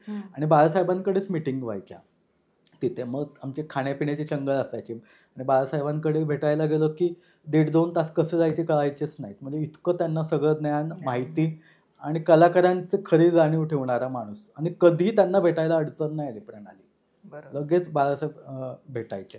आणि मग त्या सिनेमाच्या तयारीच्या निमित्तानं, इव्हन त्या सिनेमाचं तयारी सुरू झाल्यानंतर बाळासाहेबांनी मला एकदा विचारलं, अरे तुम्हाला काय ॲडव्हान्स वगैरे मिळालं की नाही. म्हटलं नाही साहेब. आणि म्हटलं आता बाळासाहेबांचं मित्र म्हटल्यानंतर आपण कुठे लगेच पैसे द्या किंवा काय मिळेल अजून. म्हटलं नाही अजून होतंय ना शूटला अवकाश. नाही नाही म्हणत, त्यांनी त्या मित्राला द्यायला लावले आम्हाला पैसे. ऍडव्हान्स आहे म्हणे, मराठी लोक आहेत म्हणे, मराठी कलाकारांचं नुकसान नको म्हणे, असे बाळासाहेब. आता एक आपला रॅपिड फायर असेल छान, म्हणजे या नोटवर खूप छान एंड होतोय. तर एक रॅपिड फायर मी तुमचा घेते आणि काही म्हणी तुम्हाला सांगणार आहे. तुम्ही कलाकार, कोणत्या कलाकाराला पण मला प्लीज कलाकारांची नावं नको विचारू. म्हणजे ह्या फनी आहेत, याच्यात काही असं हे नाहीये. रॅपिड फायर असं आहे, राज ठाकरे की उद्धव ठाकरे? दोन्ही. शरद पवार की बाळासाहेब ठाकरे? दोन्ही. सिद्धार्थ जाधव की भरत जाधव? आपला रॅपिड फायर आहे, कुठलं तरी नावाला तुम्ही प्राधान्य द्यायचंय, थोडंसं जास्त प्रेम त्यांच्यावर. भरत. आशा भोसले की लता दीदी? जय हिंद जय महाराष्ट्र. किशोरी गोडबोले की भार्गवी चिरमुले? दोघीच. वर्षा दोघींनी जे काम केलेलं आहे, इव्हन भार्गवीने पण वनरूम किचन मध्ये जी मेहनत घेतलेली आहे ना, त्यामुळे दोघी. वर्षा उसगावकर की प्रिया बेर्डे? दोघी. कारण का सगळ्यांबरोबर काम केलेलं आहे, वाईट अनुभवच नाहीये. तर नाही, थोडंसं प्रेम कोणावर जास्त आहे, रेखा जी की हेलन? रेखाजी. माधुरी दीक्षित की श्रीदेवी? श्रीदेवी. आशा काळे की जयश्री गडकर? जयश्री गडकर. कुणाची आठवण जास्त येते म्हणण्यापेक्षा जास्त त्रास देते, चटका लावून जाते या दोघांपैकी? लक्ष्मीकांत बेर्डे की विजय चव्हाण? लक्ष्मीकांत बेर्डे. बरं, एक मी, तुम्ही नावं घ्या किंवा फनी आपण तो हे करतोय म्हणींचा एक आपला, कोणी राग म्हणू नये कलाकारांनी, एक छोटीशी त्याच्यामध्ये आपण काय बोलतो की एक मजा, उंटावरून शेळ्या हाकणे? खूप आहेत असे. एखादं नाव खूप आहेत कलाकारांनी मनावर खूप आहेत पण असं वाटतं कोणाला सूट खूप आहेत. भरवशाच्या म्हशीला टोणगा? अशा पण खूप आहेत, पण नाव एखादं? खूप आहेत, जाऊ दे. खायला काळ भुईला भार? असंही खूप आहेत. मला नाव ऐकायला आवडेल एखादं फनी. बरेच आहेत. नाचता येईना अंगण वाकडे? अशाही बऱ्याच आहेत. आता तुमच्या बाबतीत दुरून डोंगर साजरे, तुम्ही दूरच राहता, दुरून डोंगर साजरे हे आत्ताच्या जनरेशन काही कलाकारांपासून, इव्हन पार्ट्यांपासून, प्रीमियर याच्यापासून मी शक्यतो टाळतोच. त्यापेक्षा नवीन एखादं जर कोणाचं असेल की त्याला आपल्या जाण्यानं प्रोत्साहन मिळेल, मग अशांच्या सिनेमाबद्दल मी लिहितो, पण जाऊन थिएटरमध्ये बघतो आणि त्यांना फोनही करतो. नाव मोठं लक्षण खोटं? असे खूप आहेत. आणि जवळ गेल्यानंतर कळतं की दुरून डोंगर साजरे, आणि लोकांच्या मनात जी यांची इमेज आहे ना, जर मी ते लिहिलं ना प्रणाली, तर सगळं ते आपण म्हणतो ना, जी इमेज आहे तीच हे होईल, लोकांची तडा जाईन त्याला. बरोबर. ते लांबूनच आहेत ते, म्हणजे इतके जे अनुभव घेतलेले आहेत त्यांचे, राजकारणी असतील किंवा कलाकार असतील त्यांचे. निश्चित. पण तुमच्या निमित्ताने आम्हाला खूप गोष्टी, इंटरेस्टिंग गोष्टी कळल्या, किंवा त्यांच्या मागचं सत्य कळलं, किंवा जे तुम्ही जसं आत्ता म्हणाल तसं की सगळं चकचकीत दिसतं, पण जवळ गेल्यावर आपल्याला कळतं की काय एक्झॅक्टली या मागे आहे. खरं दिखाव्याची दुनिया आहे, मुखवट्या मागचे चेहरे वेगळे असतात, प्रत्यक्षात वेगळं असतं. काहींनी आपली इमेज केलेली असते समोर लोकांपुढे, आणि पडद्यामागची काळी बाजू खूप विचित्र असते. पण इंडस्ट्री वाईट नाहीये प्रणाली, इंडस्ट्री चांगली आहे, पण इंडस्ट्रीतली काही माणसं जे आहेत त्यांच्यामुळे ती थोडीशी आपण म्हणूयात नावं ठेवली जातात, आणि सगळ्या क्षेत्रात असतात ती. हो, ते सगळीकडेच असतं. पण त्याच्यातही 20-30% चांगले लोक आहेत ना, त्यांच्यामुळे आज आहे. निश्चित. आणि आज तुम्ही इतकं सगळं मनमोकळेपणाने आमच्याकडे व्यक्त झालात, त्याबद्दल खूप खूप आभारी आहे लोकमत फिल्मी तुमचं. आणि अशाच भेटत राहू, पुन्हा गप्पा होत राहतील. थँक्यू.